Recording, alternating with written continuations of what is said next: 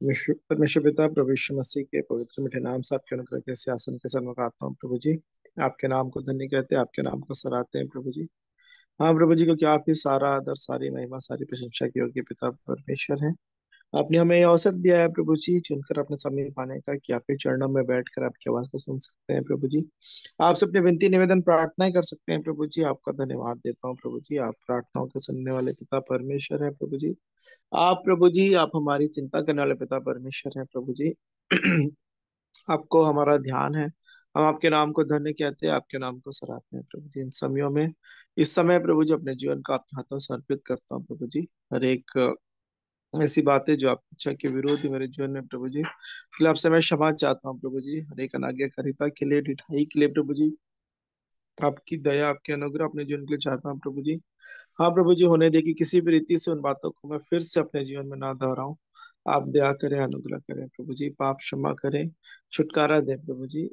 अपनी बड़ी दया के अनुसार मेरे पाप अपराधों को मिटा दें, क्योंकि आपने कहा कि जो कोई अपने पाप अपराध छिपा रखता है उसका तो कार्य सफल नहीं होता, लेकिन जो उन्हें मान लेता और छोड़ भी देता है उस पर दया की जाएगी। हाँ प्रभु जी, आप मुझ पर दया करें, आप अनुग्रह करें प्रभु जी। उन बातों पे जय पाने में प्रभु जी अपनी आत्मा की सहायता प्रदान करें प्रभु जी। आपका वचन ठीक समय पे स्मरण आने पाए प्रभु जी। और प्रभु जी, आपके भय में आपको प्रसन्न करने वाला मेरा जीवन होने पाए। मैं ऐसी दया और अनुग्रह चाहता हूँ प्रभु जी। इस समय अपने हर एक परिवार घराने के, इस संगति में जुड़ने वाले हर एक भाई बहनों के, उनके परिवारों घराने के लिए प्रभु जी मैं आपसे प्रार्थना करता हूँ प्रभु जी। जैसा आपने कहा कि यदि तू विश्वास करे तो तू और तेरा सारा घराना उद्धार पाएगा। हाँ प्रभु जी, हम सबको प्रभु जी आप पे जैसा विश्वास करना है प्रभु जी, इस वैसे सिखाएं प्रभु जी, ताकि हम और हमारे पूरे घराने के लोग प्रभु जी बचाए जाएं, उद्धार को पाने पाए। प्रभु यीशु मसीह, आप इसलिए पृथ्वी पर आए कि प्रभु जी आप अपने लोगों का उनके पापों से उद्धार करें प्रभु जी।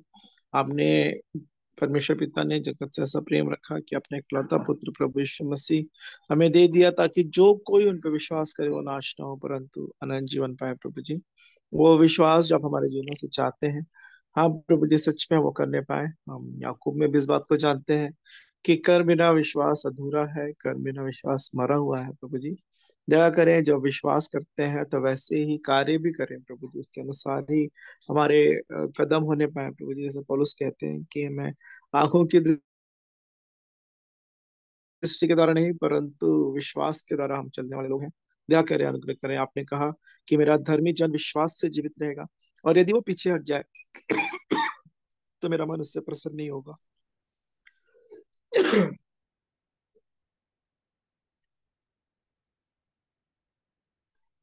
दया करें, अनुग्रह करें प्रभु जी, कि आपके प्रति जो विश्वास है प्रभु जी वैसे ही जीवन जीने पाए। वचन आगे कहता है कि हम हटने वाले नहीं कि नाश हो जाए, परंतु विश्वास करने वाले हैं कि प्राणों को बचाएं। हाँ प्रभु जी, अपने प्राणों को और अपने प्रियों के, अपने लोगों के और बहुतेरों के प्राणों को बचाने पाए। हाँ प्रभु जी, उस विश्वास में मजबूत करें प्रभु जी, किसी भी रीति से आपके वाचाओं, आपकी प्रतिज्ञाओं, हाँ प्रभु जी, जो आपने हमसे की है प्रभु जी, जो आपसे बांधी है, क्योंकि आप विश्वासियों के परमेश्वर हैं प्रभु जी। हम किसी भी बातों पे उनपे संदेह ना करें। जो दुष्ट है, जो शैतान है प्रभु जी, जो हमेशा आपके वचनों पे के प्रति हमारे जीवन में शंका उत्पन्न करने का प्रयास करता है, संदेह उत्पन्न करने का प्रयास करता है, हमको बहकाने भटकाने का प्रयास करता है प्रभु जी, होने दे प्रभु जी कि आपका वचन हमारे हृदय में अधिकाई से बसने पाए प्रभु जी, ताकि किसी भी रीति से हम बहकाए भटकाए ना जाए। आप ही का वचन हमारे पाँव के लिए दीपक और मार्ग के लिए उजाला बनने पाए प्रभु जी। आपकी दया, आपकी अनुग्रह चाहता हूँ प्रभु जी, प्रतिदिन आपके वचनों को पढ़ने में, आपसे प्रार्थनाएं करने में प्रभु जी, आप ही के प्रभु जी उपस्थिति में चलने में प्रभु जी, आपके डर और भय में प्रभु जी, अपने दिनों को बिताने में प्रभु जी सहायता और मदद करें। आप ही को प्रसन्न करने वाला मेरा जीवन और हम सबों का जीवन होने पाए प्रभु जी, कि हमारे हर एक बातों से प्रभु जी आप प्रसन्न हो, क्योंकि आप हमारे चलने उठने बैठने सभी बातों को तो भली भांति जानते हैं प्रभु जी। मेरे मुंह में ऐसी कोई बात नहीं जिसे आप पूरी रीति से ना जानते हो प्रभु जी। मैं आपके नाम को धन्य कहता, आपके नाम को सराहता हूँ प्रभु जी। आपने मुझे आगे पीछे घेर रखा है प्रभु जी, अपना हाथ आप मुझ पे रखे रहते हैं प्रभु जी। हाँ प्रभु जी, मैं आपकी आत्मा से भाग के कहाँ जाऊं, कहीं नहीं जा सकते प्रभु जी। आप मुझसे अत्यधिक प्रेम करने वाले पिता परमेश्वर हैं, जिसके मैं योग्य नहीं हूँ प्रभु जी, लेकिन आप प्रभु जी तब भी मुझ पर दया करुणा करते रहते हैं प्रभु जी। हाँ प्रभु जी, आप हर एक आवश्यकताओं को पूर्ण करते हैं, आवश्यकताओं से बढ़कर प्रभु जी आपने दिया है। आपका धन्यवाद देता हूँ प्रभु जी। लेकिन प्रभु जी इन्हीं संसारिक शारीरिक बातों पे नहीं, परंतु उन आत्मिक बातों के लिए प्रभु जी मैं और भी भूखा और प्यासा रहूं प्रभु जी, स्वर्गीय वस्तुओं की खोज में लगा रहूं। ऐसी दया और अनुग्रह चाहता हूँ प्रभु जी। आप मेरी सहायता मदद करें कि जिस जीवन से आप प्रसन्न होते हैं प्रभु जी, जैसा जीवन आप चाहते हैं प्रभु जी, मैं वैसा जीवन जीने पाऊं। मेरे हमेशा मुझे स्मरण रहे कि मैं अपना नहीं हूँ, क्योंकि दाम देकर मोल लिया गया हूँ। उस क्रूस पे जो आपने मेरे लिए कीमत चुकाई है प्रभु जी, उसकी लंबाई चौड़ाई गहराई ऊंचाई, आपके उस प्रेम को समझने में प्रभु जी मेरी सहायता मदद करें। क्योंकि आपका धन और बुद्धि और ज्ञान क्या ही गंभीर है प्रभु जी, आपके विचार कैसे अथाह और आपके मार्ग कैसे अगम है प्रभु जी, कि आपने कैसे मेरे लिए प्रभु जी उस अद्भुत योजना को, उस बड़े उद्धार के मार्ग को आपने तैयार किया। मैं आपका धन्यवाद धन्यवाद धन्यवाद धन्यवाद धन्यवाद देता हूँ प्रभु जी। आपके नाम को धन्य कहता, आपके नाम को सराहता हूँ कि आप प्रतिदिन आप हमें यह अवसर देते हैं कि हम आपके चरणों में बैठ कर प्रभु जी आपकी आवाज को, जो प्रभु जी हमारे लिए प्रभु जी, आपका प्रभु यीशु मसीह आपने स्वयं कहा कि मनुष्य केवल रोटी ही से नहीं, परंतु हर एक उस वचन से जो परमेश्वर पिता आपके मुख से निकलता है जीवित रहेगा। हाँ प्रभु जी, वही हमारे जीवन की रोटी है प्रभु जी। प्रभु यीशु मसीह आप हैं प्रभु जी, जो वचन है प्रभु जी, आदि में वचन था, वचन परमेश्वर के साथ था, वचन ही परमेश्वर था और फिर वचन देहधारी हुआ। हाँ प्रभु जी, आपके नाम को धन्य कहते हैं, आपके नाम को सराहते हैं कि सच में जो वचन हम तक पहुंचे प्रभु जी, हमारे जीवन में देहधारी होने पाए, मतलब हम उसके प्रति आज्ञाकारी हो, उसको इस पर विश्वास करें और प्रभु जी उसके अनुसार अपना जीवन जीने पाए, वचन के सुनने वाले नहीं परंतु उस पर चलने वाले बने प्रभु जी। ऐसी दया और अनुग्रह चाहता हूँ प्रभु जी।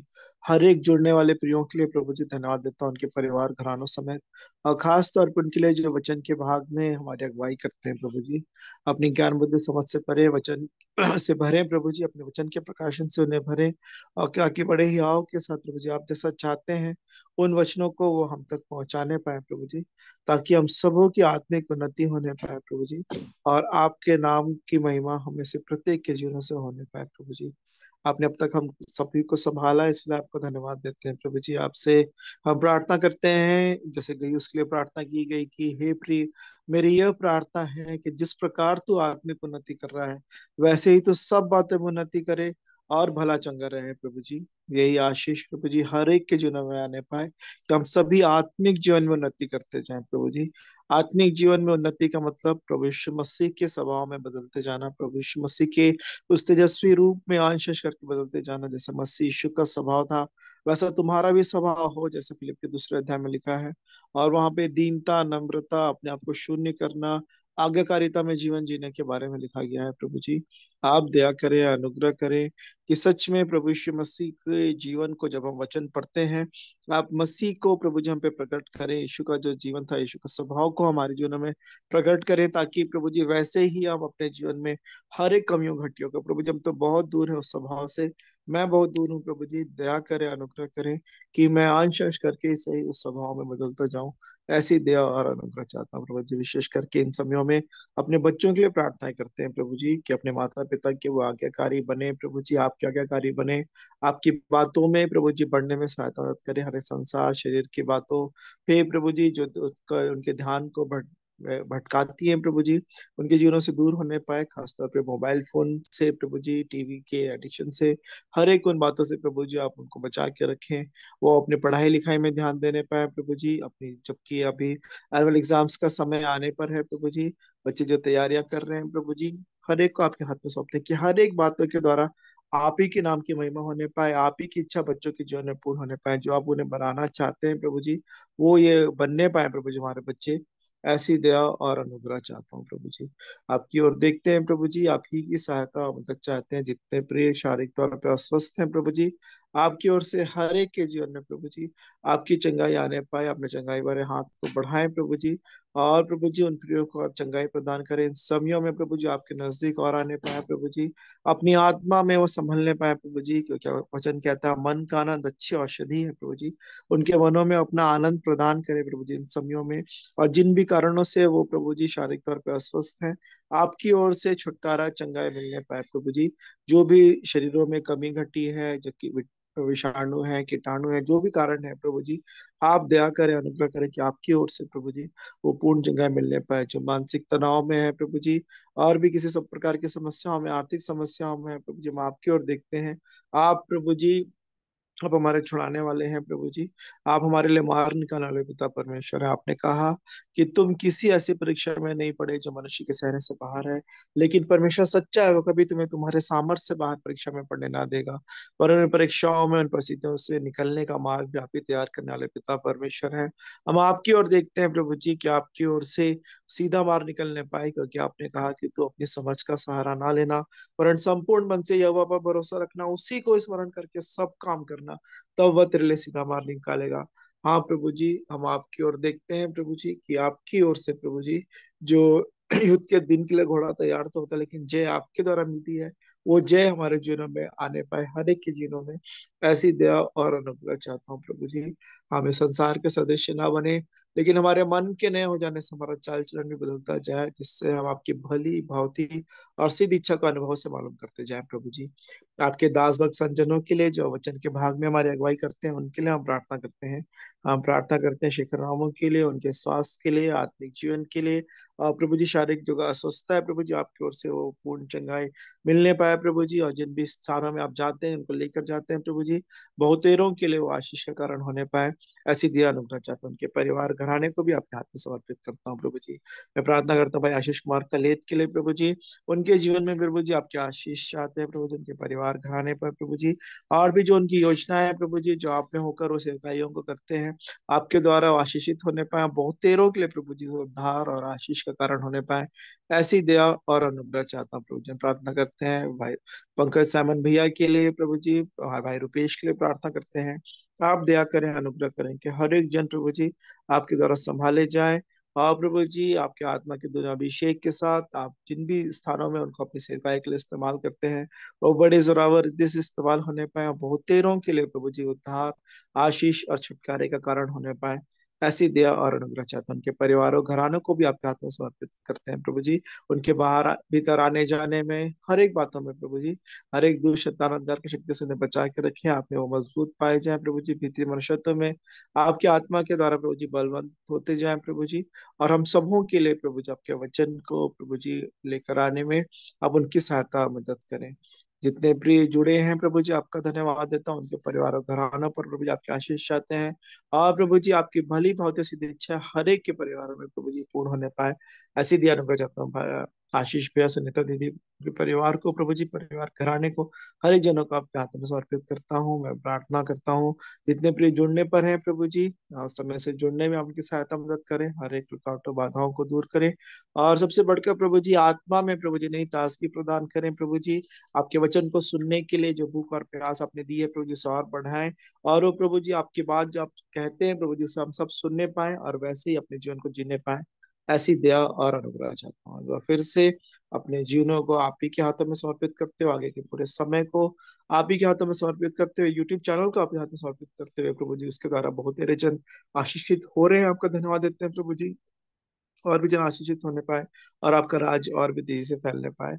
ऐसी दया और अनुग्रह चाहता हूँ। हर एक जन आपके दूसरे आगमन की तैयारी में पाए जाए प्रभु जी, तैयार पाए जाए। ऐसी दया अनुग्रह चाहते हुए दुआ उद्धार करता प्रभु यीशु मसीह के पवित्र और मीठे नाम से मांग लेता हूँ। आमीन, आमीन, आमीन। शालोम, गुड इवनिंग सुनीता दीदी, आशीष भैया। Good evening. शालोम। आशीष, शालोम शालोम। अ, एक काम आ गया दीदी मुझे अभी ना। अच्छा। एयरपोर्ट जाना होगा किसी को पिकअप करने के लिए। हाँ हाँ। तो फिर मैं अभी तो नहीं, मैं 7:45 के करीब निकलूंगा। हाँ तो हाँ। फिर आप लोग देख लेंगे दीदी। ठीक है, ठीक बहुत दिन हो गया, आशीष भैया को सुने भी नहीं है आप दोनों है। वचन। नहीं पता मुझे कि कैसे प्रभु प्रबंध करते हैं, और कोई जुड़ेंगे तो।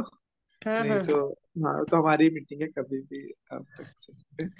तो अच्छा, दीदी अभी समय है, तो थोड़ा रुक के फिर हम प्रेयर करके शुरू कर सकते हैं अभी, है ना आप? ठीक है, प्रार्थना करते हैं तब तक। जी हाँ, जी हाँ। Thank you.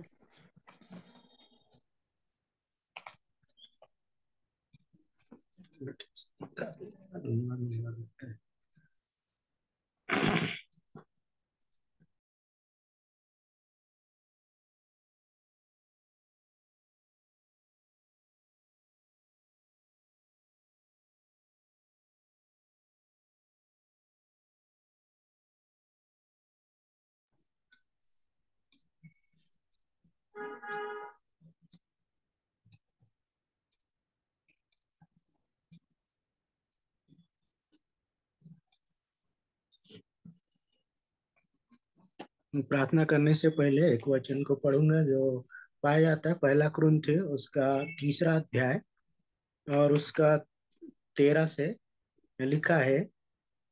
तो हर एक का काम प्रकट हो जाएगा क्योंकि वह दिन उसे बताएगा, इसलिए कि आग के साथ प्रकट होगा और वह आग हर एक का काम परखेगी कि कैसा है।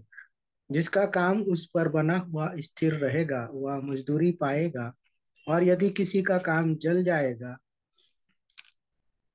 तो वह हानि उठाएगा, पर वह आप बच जाएगा परंतु जलते जलते। क्या तुम नहीं जानते कि तुम परमेश्वर का मंदिर हो और परमेश्वर का आत्मा तुम में वास करता है?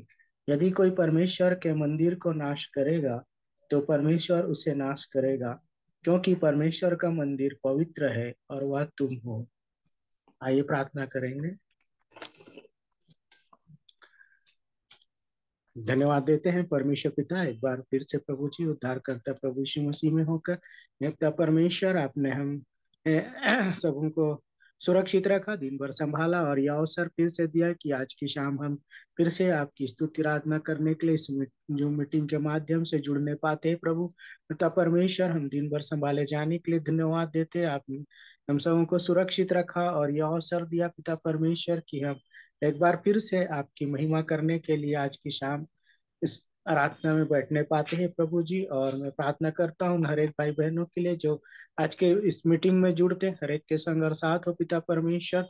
अपनी आशीष और अनुग्रह से हर एक को भर प्रभु जी, और होने दे पिता परमेश्वर कि वो आप में बने रहने वाले हो सके और आपकी महिमा हर एक के जीवन के द्वारा होने पाए प्रभु जी। पिता परमेश्वर, आपने प्रत्येक को सुरक्षित रखा और संभाला है पिता, हर एक को आशीषित किया है। हम धन्यवाद देते हैं और विनती करते हैं प्रभु जी आगे के समय में भी प्रत्येक को संभाले और होने दीजिए कि हम सब मिल करके आप में बढ़ने और फलने फूलने वाले हो सके पिता, और आपकी महिमा हम सबके जीवन के द्वारा होने पाए प्रभु जी। हम अपने उन बीमार भाई बहनों के लिए भी प्रार्थना करते हैं प्रभु जो शारीरिक रूप से अस्वस्थ है पिता परमेश्वर। हम आपसे विनती करते हैं हर एक को आप चंगाई प्रदान करें और प्रभु जी होने दीजिए कि वो आप में बने रहें और आपके नाम की गवाहियों को देने वाले हो सके।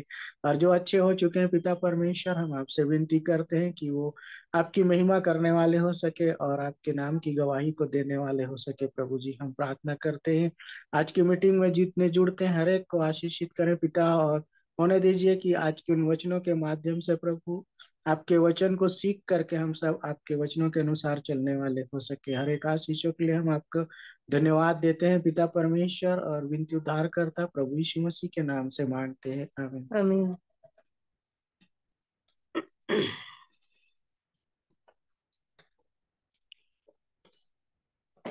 आइए हम प्रार्थना करेंगे।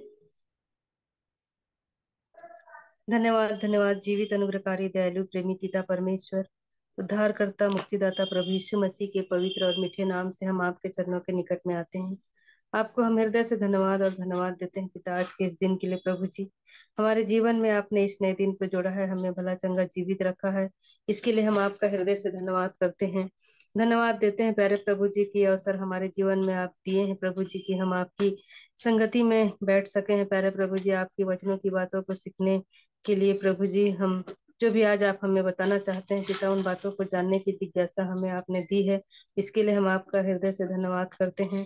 हम प्रार्थना करते हैं प्यारे प्रभु जी कि जितने भी इस ग्रुप में जुड़ते हैं प्यारे प्रभु जी, प्रत्येक के जीवनों से आप बोल रहे हैं, बातचीत कर रहे हैं वचन के माध्यम से प्रभु जी, इसके लिए हम आपका हृदय से धन्यवाद करते हैं। और जो लोग वचन को बांटते हैं प्यारे प्रभु जी, उनके लिए भी हम प्रार्थना करते हैं कि उन्हें भी आप अपने सामर्थ्य से भरिए प्यारे पिता, ताकि प्यारे प्रभु जी वो लोग और भी आपके प्रकाशन में प्रभु जी वचन को हम तक ला सके पिता, ताकि हमारे जीवन में जो भी कमी घटी है, बुराइयां है, उसे आप अच्छी तरह से जानते हैं प्यारे प्रभु जी। इसके लिए हम आपका हृदय से धन्यवाद करते हैं पिता। और हर दिन प्रभु जी आप इस दर्पण रूपी वचन से पिता हमारे जीवन को, हमारे चरित्र को आप हमें दिखाते हैं प्यारे प्रभु जी, और हम प्रभु जी उसे अनुसंस करके हम बदलते जा रहे हैं। इसके लिए हम आपका हृदय से धन्यवाद और धन्यवाद करते हैं प्यारे प्रभु जी। हम प्रार्थना करते हैं प्यारे पिता, जितने भी लोग प्यारे प्रभु जी इन दिनों में जो भी वचन का प्रचार जिस किसी भी माध्यम से करते हैं, उन सब के आप संग और साथ होइए प्यारे प्रभु जी। अपनी सामर्थ्य को उन्हें दीजिए प्यारे पिता, ताकि प्यारे प्रभु जी वो आपकी ओर से आपके वचन को फैलाने वाले हो सके, और जो लोग अभी तक वचन को नहीं जान पाए हैं उन तक वचन पहुंचने पाए प्यारे पिता, ताकि हर एक लोग पिता आपके वचन को जानने और मानने वाले हो सके पिता। वे लोग अपने मुंह से अंगीकार और मन से विश्वास करने वाले हो सके प्यारे प्रभु जी।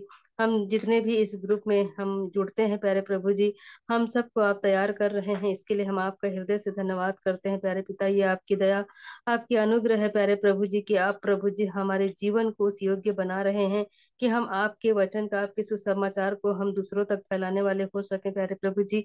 होने दीजिए पिता, हर दिन आप हमें एक अच्छी बात को हमारे जीवन में रखते हैं, और उसके द्वारा प्रभु जी हम अपने जीवन में आगे बढ़ते जा रहे हैं। इसके लिए हम आपका हृदय से धन्यवाद करते हैं। हर क्षेत्र में प्यारे प्रभु जी हमारे उठने बैठने में, चलने फिरने में, हमारे कार्यों में आप हमारी सहायता मदद अगुवाई करते हैं। इसके लिए हम आपका हृदय से धन्यवाद करते हैं। हम प्रार्थना करते हैं प्यारे प्रभु जी, जितने भी इस ग्रुप में छोटे बड़े बुजुर्ग हैं, उन सब के संग और साथ होइए प्यारे प्रभु जी। उनकी सहायता मदद अगुवाई करें प्यारे प्रभु जी, ताकि वो लोग पिता जो भी वचन को सुनते हैं न सिर्फ सुनने वाले हों, बल्कि उसके अनुसार चलने वाले भी बन सके प्यारे प्रभु जी। हर एक के जीवनों को आप आशीर्वादित करें प्यारे प्रभु जी। और जो लोग नहीं जुड़ पा रहे हैं, जो भी रुकावटें हैं, बाधाएं हैं, अड़चने हैं उनके जीवन में पिता, आपके नाम से वो टूट नहीं पाए प्यारे प्रभु जी। हर एक बंधन प्यारे प्रभु जी जो आपके करीब आने में, आपके वचन को पढ़ने में, आपसे बातचीत करने में, आपके लिए समय देने में जो रुकावटें आती हैं पिता, वो आपके नाम से दूर होने पाए प्यारे प्रभु जी।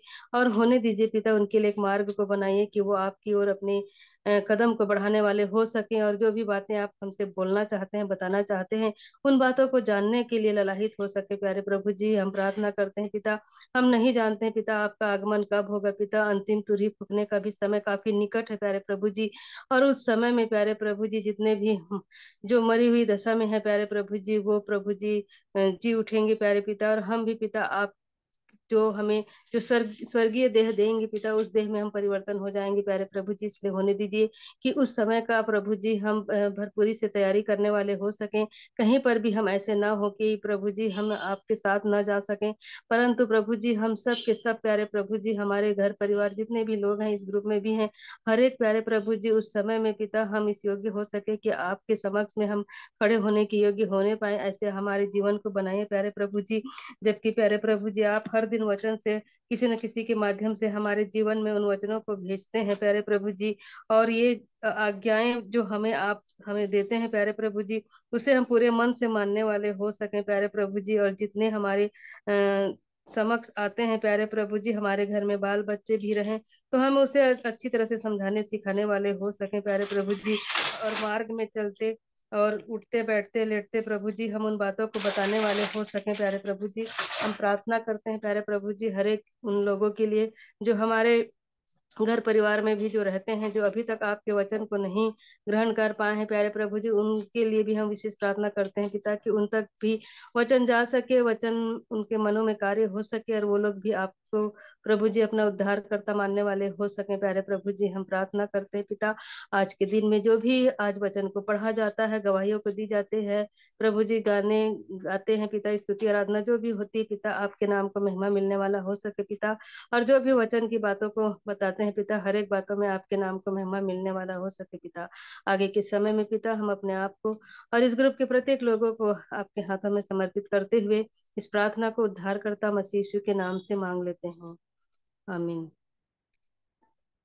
टेडी वाला है।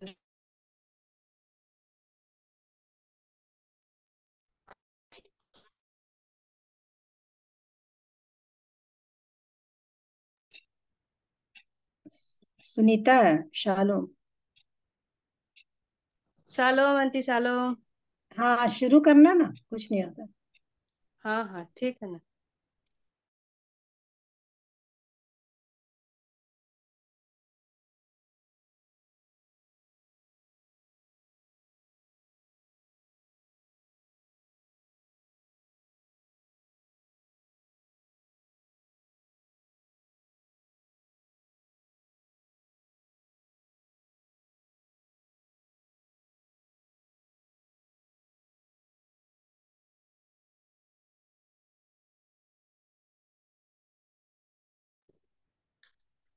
आप सबको जय मसीह की।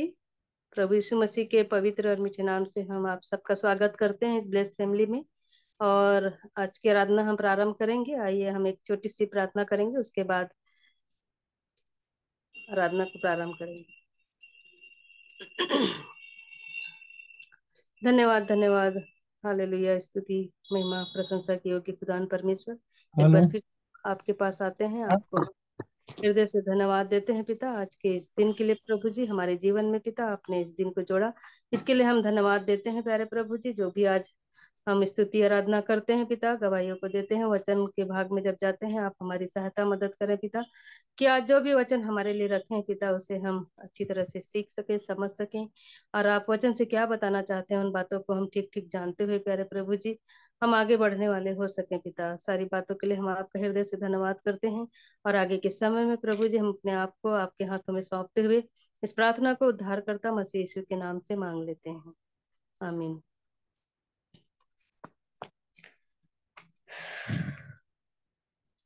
परमेश्वर की महिमा के लिए मैं एक गीत गा लूंगी।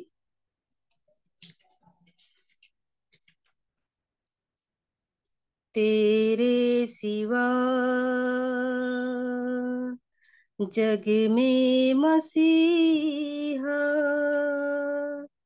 कोई नहीं है हमारा, कोई नहीं है सहारा। तेरे सिवा जग में मसीहा कोई नहीं है हमारा, कोई नहीं है सहारा। जीवन के पथ पर ले चल प्रभु तू, तेरी राहों पर चलना सिखा दे। जीवन के पथ पर ले चल प्रभु तू, तेरी राहों पर चलना सिखा दे, चलना सिखा दे। तेरे सिवा जग में मसीहा कोई नहीं है हमारा, कोई नहीं है सहारा। सुख और दुख में रहता प्रभु तू, बेसहारों का तू है सहारा। सुख और दुख में रहता प्रभु तू, बेसहारों का तू है सहारा, तू ही है सहारा। तेरे सिवा जग में मसीहा कोई नहीं है हमारा, कोई नहीं है सहारा। तेरे सिवा जग में मसीहा कोई नहीं है हमारा, कोई नहीं है सहारा, कोई नहीं है सहारा। अभी आप लोगों को भी अवसर है परमेश्वर की महिमा के लिए गीत गा सकते हैं।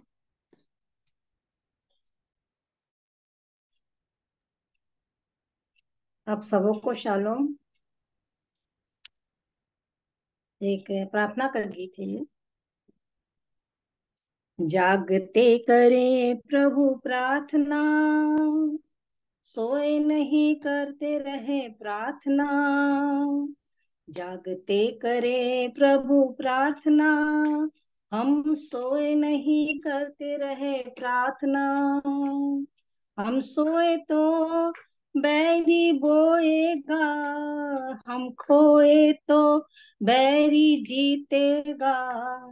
हम सोए तो बैरी बोएगा, हम खोए तो बैरी जीतेगा। जागते करे प्रभु प्रार्थना, देह को मारना भोजन त्यागना, धीमे बोलना शक्ति में बढ़ना। देह को मारना भोजन त्यागना, धीमे बोलना शक्ति में बढ़ना। हम सोए तो बैरी बोएगा, हम खोए तो बैरी जीतेगा। हम सोए तो बैरी बोएगा, हम खोए तो बैरी जीतेगा। जागते करे प्रभु प्रार्थना, अन्ना जैसे रोना होगा, बेटा पाने तक मन उंडेलना है। बेटा पाने तक मन उंडेलना है। हम सोए तो बैरी बोएगा, हम खोए तो बैरी जीतेगा। हन्ना जैसे रोना होगा, बेटा पान तक मन उंडेलना है। जागृति लाने तक मन उंडेलना है। जागते करें प्रभु प्रार्थना, दानियल जैसा अपना जपना भजना, शेरों के मुंह को हर दिन बांधना। दानियल जैसा जपना भजना, शेरों के मुंहों को हर दिन बांधना। शेरों के मुंहों को हर दिन बांधना। जागते करें प्रभु प्रार्थना, जेल में पौलुस जैसी हो प्रार्थना, द्वारों का खुलना बंधन टूटना। जेल में पौलुस जैसी हो प्रार्थना, द्वारों का खुलना बंधन टूटना। हम सोए तो बैरी बोएगा, हम खोए तो बैरी जीतेगा। हम सोए तो बैरी बोएगा, हम खोए तो बैरी जीतेगा। जागते करे प्रभु प्रार्थना, हम सोए नहीं करते रहे प्रार्थना। जागते करे प्रभु प्रार्थना, हम सोए नहीं करते रहे प्रार्थना। प्रभु का धन्यवाद हो।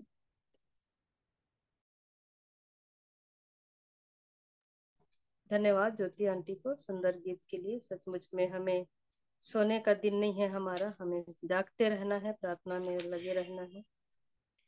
अभी भी अवसर है, यदि कोई और भी स्तुति करना चाहते हैं तो।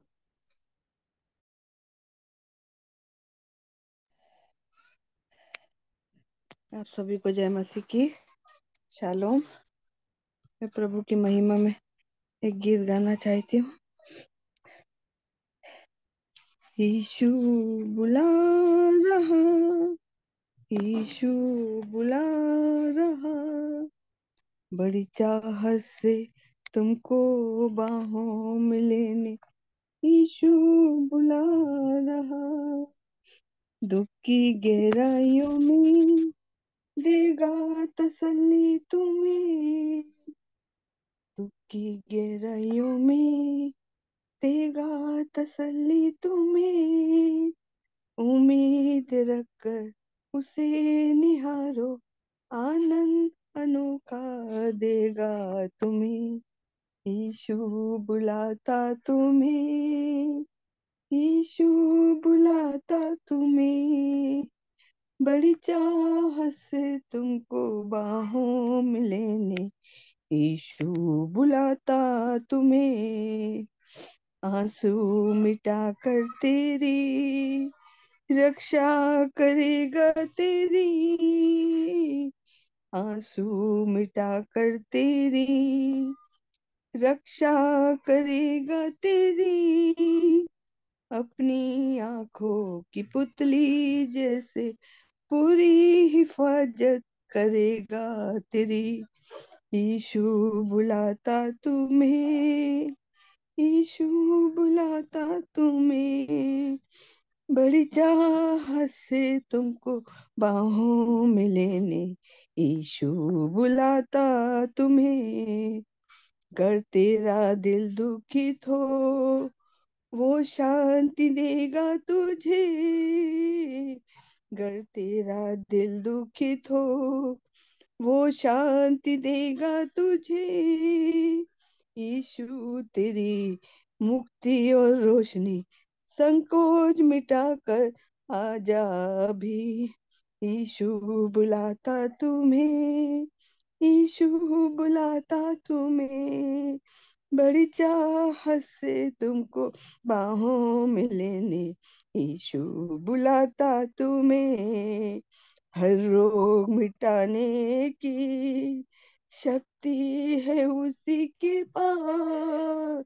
हर रोग मिटाने की शक्ति है उसी के पास। करुणा से भरकर सबको बुलाता, चंगाई अपनी देता तुम्हें। यीशु बुलाता तुम्हें, यीशु बुलाता तुम्हें, बड़ी चाहत से तुमको बाहों में लेने। यीशु बुलाता तुम्हें, यीशु बुलाता तुम्हें। आइए हम दुआ करें। Hallelujah, hallelujah, hallelujah. तीसरे स्वर्ग में विराजमान मेरे पिता परमेश्वर, जीवित परमेश्वर पिता, आगम ज्योति में रहने वाले मेरे अब्बा, यीशु मसीह के नाम से पवित्र आत्मा की अगुवाई से हम एक बार फिर आपके पावन चरणों में आते हैं प्यारे खुदावन यीशु मसीह। जब हम अपनी संसारिक आंखों को बंद करते हैं प्यारे खुदा, हम अपने आप को आपको समर्पित करते हैं प्यारे खुदा। बड़ी नम्रता और दीनता से हमारी आंखें आपको निहारती है मेरे अब्बा। धन्यवाद देते यीशु मसीह, चाहे हम जिस हाल में भी है, जिस परिस्थिति में भी है प्रभु जी, हमारा ध्यान आपकी तरफ रहता है प्रभु जी। हमारी निगाहें आपको देखती है मेरे अब्बा, हर परिस्थिति से निकालने वाले अब्बा, हमारी प्रार्थना को सुनने वाले अब्बा, हमारी प्रार्थना पर अपने कान लगाने वाले अब्बा।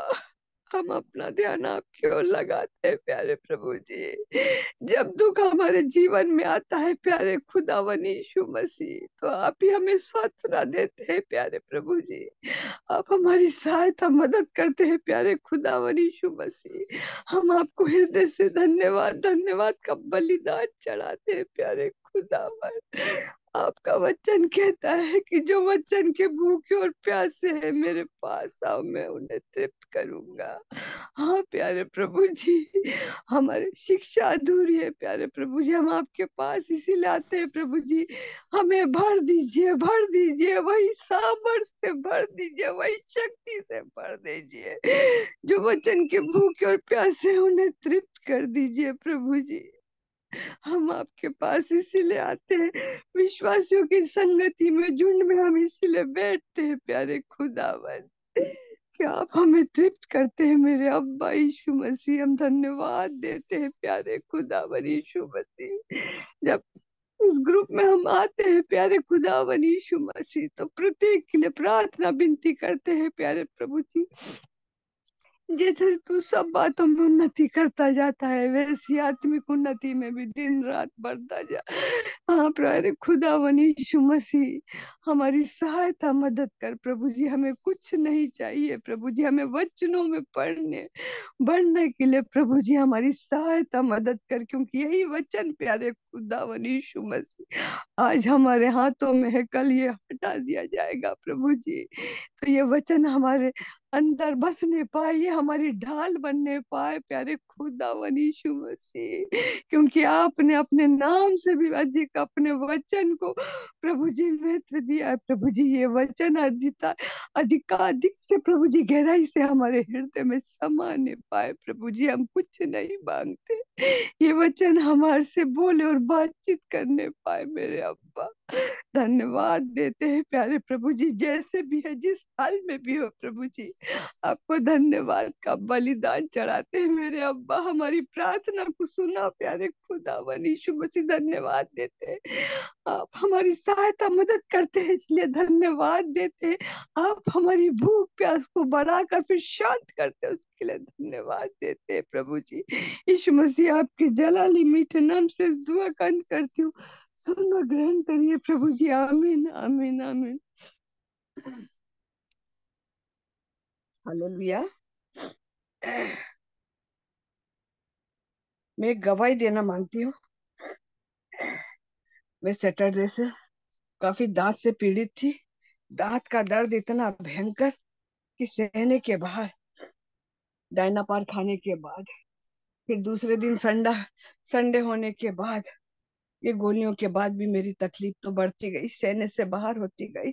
आज आज जब मैं ड्यूटी गई, हॉस्पिटल गई, तो मैंने बोला, डॉक्टर को भी दिखाया, पर्चा बनाया, दवाई वगैरह भी लिया, मगर आराम बिल्कुल भी नहीं हुआ मुझे।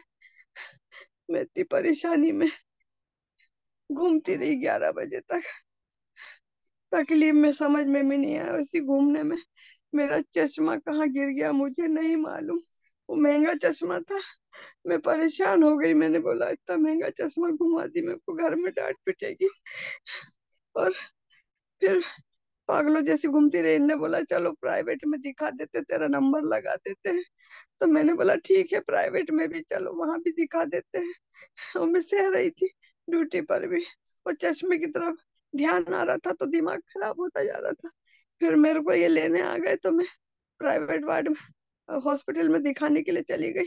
और उसके बाद मेरे मन में ऐसा आया कि मैं ऑटो से एक अस्पताल से दूसरे अस्पताल दिखाने गई थी, अधिकारी को भी बताने गई थी कि मेरी तबीयत खराब है, मुझे छुट्टी दे दो, ऐसा करके। तो पता नहीं ऑटो से आने में मेरी तबीयत ज्यादा खराब हो गई थी, तो ऑटो से आने के बाद वो चश्मा ऑटो में कब गिर गया मुझे नहीं मालूम। और मैं इतनी परेशान थी। फिर मैं को जब लेने आए तो रास्ते में एकदम मेरे मन में विचार आया कि मैं ऑटो से गई थी, हो सकता है चश्मा उसमें गिर गया होगा, ऐसा करके। फिर इन्होंने जाके पूछा कौन सी ऑटो में, वो इनके मित्र थे, पहचान वाले थे। फिर उनका नंबर लेके उनसे बात किया, तो उन्होंने बताया कि हाँ लाड़ी मेरे ऑटो में बैठी थी, उसका चश्मा यहाँ गिर गया। मैंने खुदा आपको बहुत धन्यवाद दिया, इतना महंगा चश्मा 1000-1200 रुपए का था। मैं घबरा गई थी। मैं प्रभु को धन्यवाद देती हूँ। फिर मैं डॉक्टर के पास गई प्राइवेट में, तो डॉक्टर ने बोला कि आपका तो इन्फेक्शन। मैंने बोला सैटरडे से एकदम से शाम से इवनिंग में प्रॉब्लम आ गया था, वो बढ़ता गया। डायना पर गोली खाने के बाद मैंने सोचा ठीक हो जाएगा, पर नहीं ठीक हुआ, बढ़ता गया दर्द। फिर मैंने डॉक्टर को जब बताया, तो डॉक्टर बोले मैं फिर तुमको टेबलेट लिखता हूँ, आप टेबलेट खाओ, और इसके बाद मैं देखूंगा कि उसको निकाल सकता हूँ कि नहीं मैं, ऐसा करके। फिर मैं आ गई। फिर मैंने दुआ भी करी खुदा बाप से, और फिर मैंने बोला प्रभु सहने लायक दर्द दे दे मेरे को, बिल्कुल सहन नहीं हो रहा, दांतों का दर्द इतना भयंकर हो रहा था, मेरे से सहन नहीं हो रहा था। फिर क्या बोलते हैं, थोड़ी देर के बाद मेरी तकलीफ बढ़ती गई। मैंने बोला मेरे को डॉक्टर के पास ले चलो, और मेरे को इंजेक्शन लगाओ। इंजेक्शन डायना पर लगाया। उसके बाद मैं अभी सेटल हूँ और बैठी हूँ। फिर मेरा मन में कहा कि मैं दुआ में जाऊंगी और आप लोगों को बताऊंगी कि प्रभु प्रभु मेरी सहायता मदद करी चश्मा को ढूंढने में, मेरी मदद करी और मेरे को दर्द सहने में भी मदद करी जब भी मैं आपके पास बैठी हूँ मीटिंग में। धन्यवाद देती हूँ खुदा बाप को कि अभी सहने लायक है मेरा दर्द। अब दांत कब निकालेगा? डॉक्टर बोलता है कल देखूंगा मैं, अगर निकल दर्द नहीं होएगा जब ही निकालूंगा, ऐसा करके बोलता है। मैंने बोला ठीक है, अब कभी ठीक हो जाए तो मेरा कल दर्द दांत निकाल देगा तो मेरे को आराम हो जाएगा।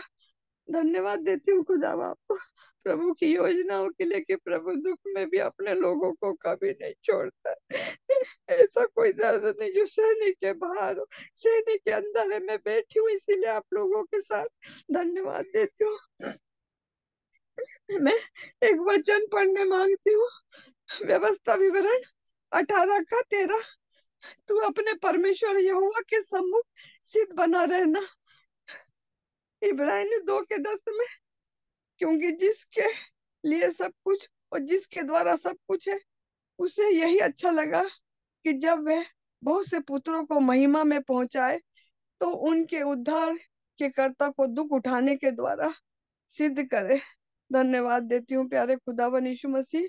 और पुत्र होने पर भी उसने दुख उठा उठाकर आज्ञा मानी सीखी और सिद्ध बनकर अपने सब आज्ञा मानने वालों के लिए सदा काल के उद्धार का कारण हो गया।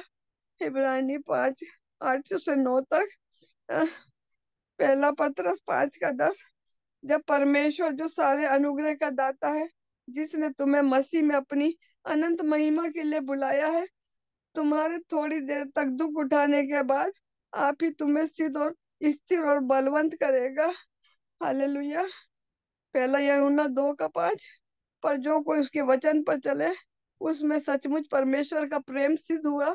हमें इसी से मालूम होता है कि हम उसमें हैं। हालेलुया। पहला राजा 8 का 23। 8 से 23 है। इज़राइल के परमेश्वर, तेरे समान ना तो ऊपर स्वर्ग में और ना नीचे पृथ्वी पर कोई ईश्वर है। तेरे जो दास अपने संपूर्ण मन से अपने को तेरे सम्मुख जानकर चलते हैं, उनके लिए तू अपनी वाचा पूरी करता है और करुणा करता रहता है। धन्यवाद पिता परमेश्वर, आपके जीवित कलाम के पढ़े जाने और सुने जाने पर आशीष और बरकत दे। आमीन।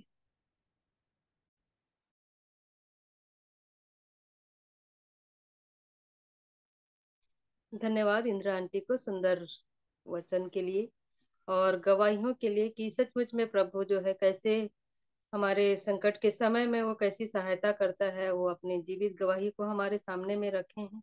इसके लिए हम परमेश्वर पिता का मैं धन्यवाद देती हूँ। और जो भी तकलीफें उनके शरीर में है, हम सब प्रार्थना भी करेंगे उनके लिए। और वो उस तकलीफ से छुटकारा भी उनको मिल चुका है, इसके लिए हम परमेश्वर पिता का धन्यवाद देते हैं। अभी और भी अवसर है, यदि कोई और भी वचन यदि आपको याद है तो वचन के भाग में जाएंगे। जो भी है हर एक एक वचन जो भी है आप सीखे हैं उन वचनों को कहेंगे, और यदि गवाहियां भी हैं तो उसे भी हम बताएंगे। तो मैं एक वचन पढ़ लूंगी, पिछले दिनों हम सीख रहे थे। व्यवस्था विवरण 6 उसका 6 से 9 तक मैं पढ़ूंगी। और ये आज्ञाएं जो मैं आज तुझको सुनाता हूँ, वे तेरे मन में बनी रहे और तू उन्हें अपने बाल बच्चों को समझा कर सिखाया करना। और घर बैठे, मार्ग पर चलते, लेटते, उठते इसकी चर्चा किया करना। और इन्हें अपने हाथ पर चिन्ह के रूप में बांधना, और ये तेरी आंखों के बीच टीके का काम दे। और इन्हें अपने अपने घर के चौखट की बाजुओं और अपने फाटकों पर लिखना। अभी आप सबों को भी अवसर है, जो भी वचन आप बोलना चाहते हैं अभी बोल सकते हैं।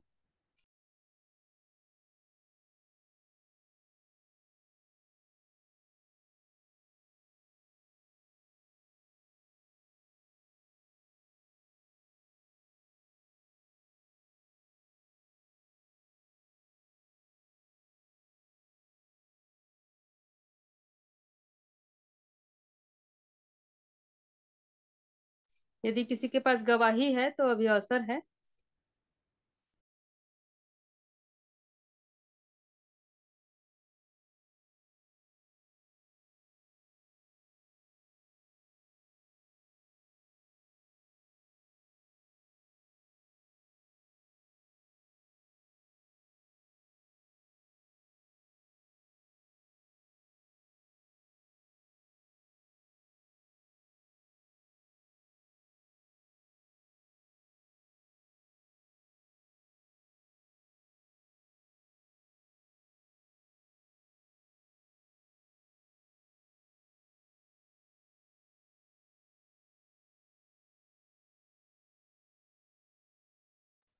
आप सभी को शालोम।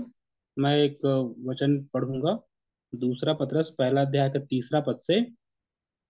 क्योंकि क्योंकि उसकी ईश्वरीय सामर्थ्य ने सब कुछ जो जीवन और भक्ति से संबंध रखता है हमें उसी की पहचान के द्वारा दिया है, जिसने हमें अपनी ही महिमा और सद्गुण के अनुसार बुलाया है, जिसके द्वारा उसने हमें बहुमूल्य और बहुत बड़ी प्रतिज्ञाएं दी है, ताकि इसके द्वारा तुम उस सड़ाहट से छूटकर जो संसार में बुरी अभिलाषाओं से होती है, ईश्वरीय स्वभाव के समभागी हो जाओ।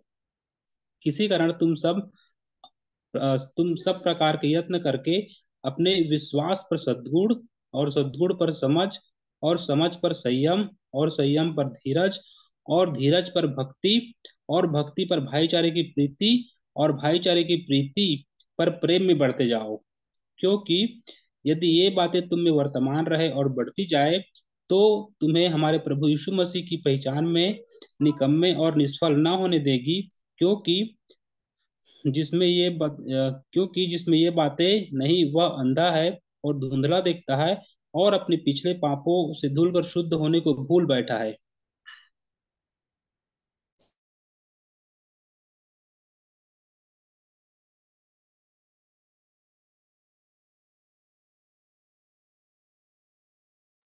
और कोई बोलना चाहता है? वचन तो अवसर है।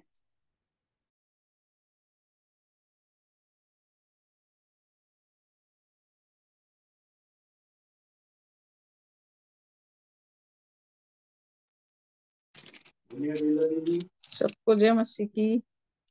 मसीह की जय मसीह की। जय मसीह की। मैं एक वचन पढ़ूंगी, दूसरा इतिहास और उसका 14 अध्याय।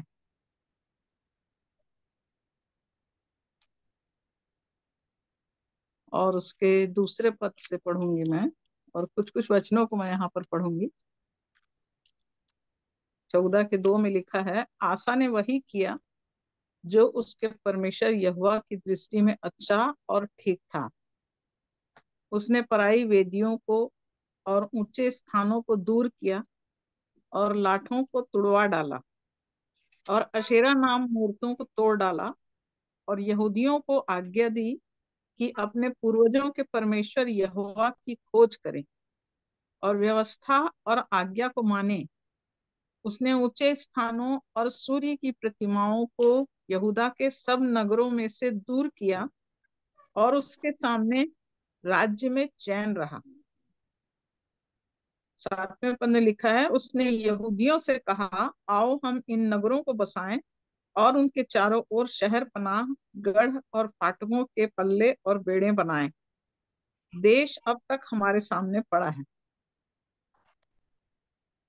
11 पद में लिखा है, तब आसा ने अपने परमेश्वर यहोवा की यूं दुहाई दी, हे यहोवा, जैसे तू सामर्थी की सहायता कर सकता है वैसे ही शक्तिहीन की भी, हे हमारे परमेश्वर यहोवा, हमारी सहायता कर, क्योंकि हमारा भरोसा तुझी पर है और तेरे नाम का भरोसा करके हम इस भीड़ के विरुद्ध आए हैं। हे यहोवा, तू हमारा परमेश्वर है, मनुष्य तुझ पर प्रबल ना होने पाएगा।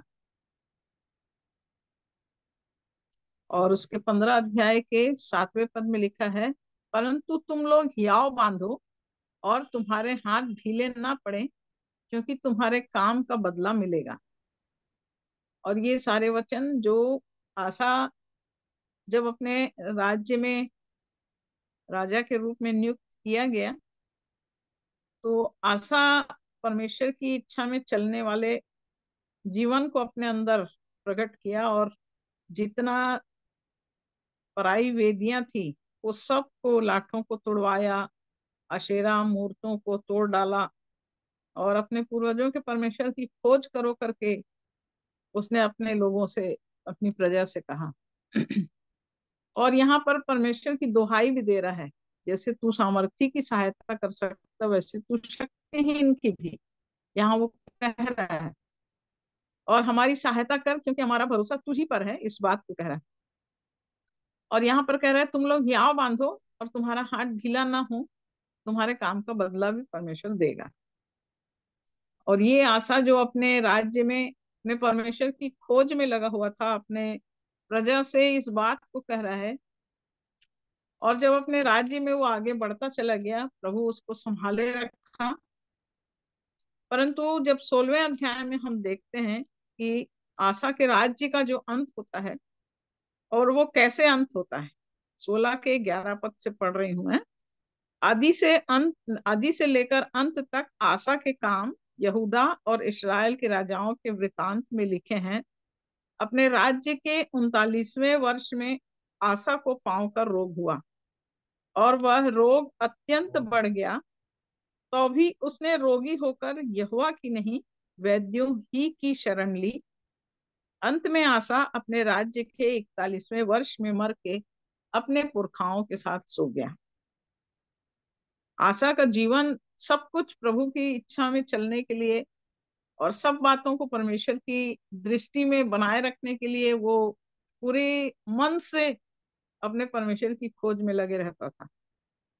और परमेश्वर की इच्छा में चलने के लिए उसने सारी मूर्तियों को भी ढा दिया, और परमेश्वर की इच्छा में प्रजा को चलाने के लिए उसने वो काम किया जो परमेश्वर की दृष्टि में अच्छा है। लिखा हुआ है 14 अध्याय में, आशा ने वही किया जो परमेश्वर की दृष्टि में अच्छा और ठीक था।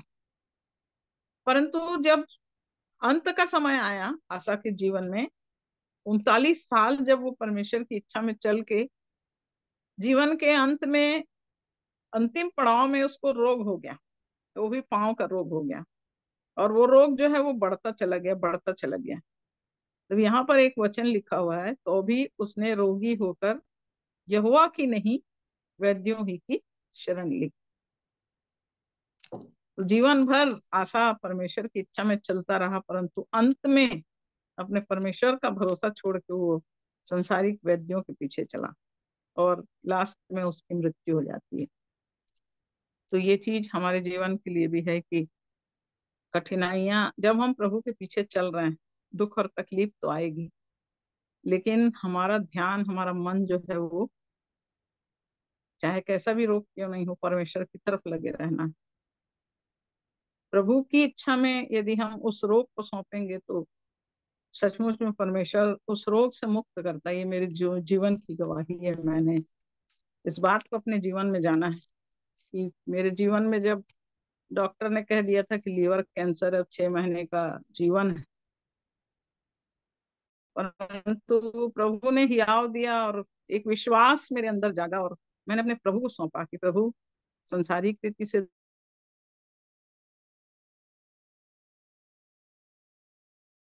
और प्रभु ने आत्मा में होकर जब बात किया, और वो मेरे जीवन के लिए एक आशीष का कारण ठहरा कि जब मैंने अपने प्रभु के पीछे अपने मन को लगाया तो वो सारे रोग, सारी बीमारियां मेरे जीवन से दूर हो गई। मुझे प्रभु ने पूर्ण शिफा दिया, चंगा किया। आज भी मैं जीवित हूँ। परंतु यहाँ आशा के लिए लिखा है कि 39-40 साल परमेश्वर की संगति में रहने वाला आशा जब लास्ट स्टेज आया उसका बीमारी के रूप में, तो वो वैद्यों की शरण में चला गया, वैद्यों के पीछे चला गया परमेश्वर की इच्छा में।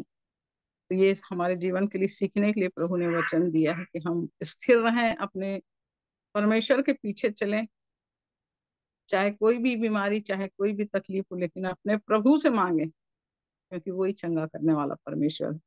तो इस वचन के लिए मैं अपने प्रभु का धन्यवाद करती हूँ।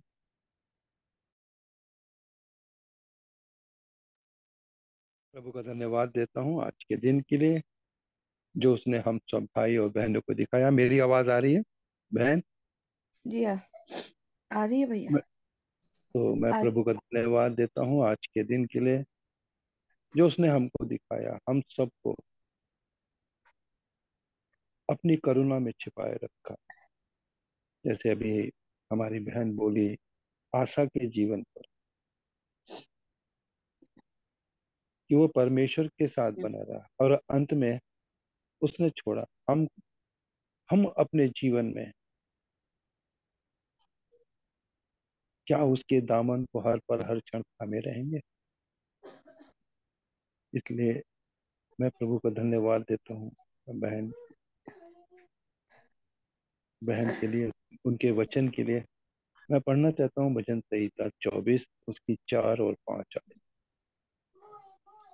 वहां ऐसा लिखा हुआ है, जिसके काम निर्दोष और हृदय शुद्ध है, जिसने अपने मन को व्यर्थ बातों की ओर नहीं लगाया और न कपट से शपथ खाई, वह यहोवा की ओर से आशीष पाए और अपने उद्धार करने वाले परमेश्वर की ओर से धर्मी ठहरे। प्रभु का धन्यवाद देता हूँ।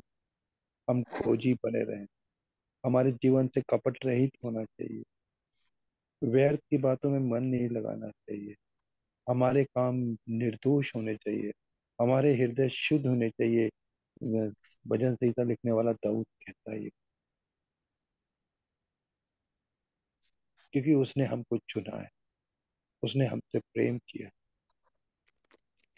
मैं अपने जीवित परमेश्वर को धन्यवाद प्रभु का धन्यवाद देता हूँ इस सुंदर वचन के लिए। प्रभु के नाम की महिमा और उसके नाम की तारीफ।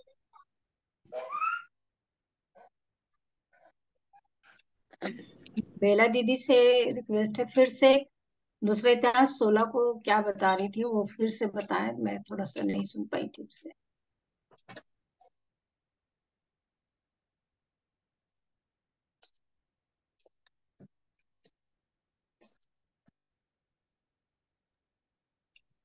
बेला दीदी।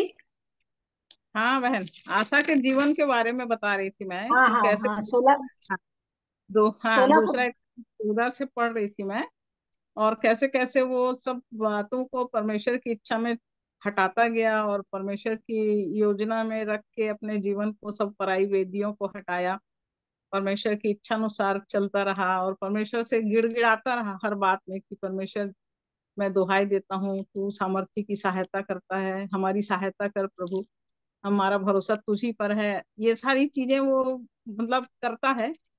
परंतु 39 साल राज्य करते हुए जब वो 16 अध्याय के 11 और 12 पद में पहुंचता है, 12 पद में जो लिखा है, राज्य के 39वें वर्ष में आसा को पांव का रोग हुआ और वह रोग अत्यंत बढ़ गया, तो भी उसने रोगी होकर यहोवा की नहीं वैद्यों ही की शरण ली।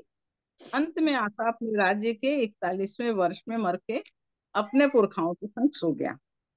तो एक मसीही जीवन जो है, जो प्रभु के साथ साथ चलता है, ये आशा जो है परमेश्वर की इच्छा में चलने वाला, सारी बातों को प्रभु की इच्छा में ठीक किया उसने। उससे पहले जो राजा राज्य कर रहा था वो देवी देवताओं और वो सारी चीजों में उनका मन लगा हुआ था, परंतु जब आशा राज्य करने लगा तो उसने सब कुछ चीजों को ठीक किया। और परमेश्वर, यहाँ लिखा है कि परमेश्वर की यहोवा की दृष्टि में अच्छा और ठीक था उसका जीवन जो था। आशा ने वो किया जो परमेश्वर की दृष्टि में अच्छा था और परमेश्वर उससे प्रसन्न था, और ये सारी चीजों में प्रभु की सहायता में वो आगे बढ़ रहा था। याओ बांधो, तुम लोग ढीले मत रहो, तुम्हारा काम का तुमको बदला परमेश्वर देगा, ये सारी चीजें प्रभु की इच्छा में वो सारी लोगों को, अपने प्रजा को बता रहा है। परंतु जब लास्ट में 39 साल राज्य किया और लास्ट में जब उसके जीवन का एंडिंग टाइम आया, तब उसको पांव का रोग हो गया। और वो रोग हो गया तो यहाँ पर वचन कह रहा है कि उसने रोगी होकर यहोवा की नहीं वैद्यों की शरण लिया। वो चीज को मैं बता रही थी कि कैसे परमेश्वर की शरण में जब एक व्यक्ति आता है, मैं अपने जीवन की गवाही दी इस बात में कि ऐसी एक रोग मेरे जीवन में भी आया था, लेकिन वो सारी परिस्थितियों के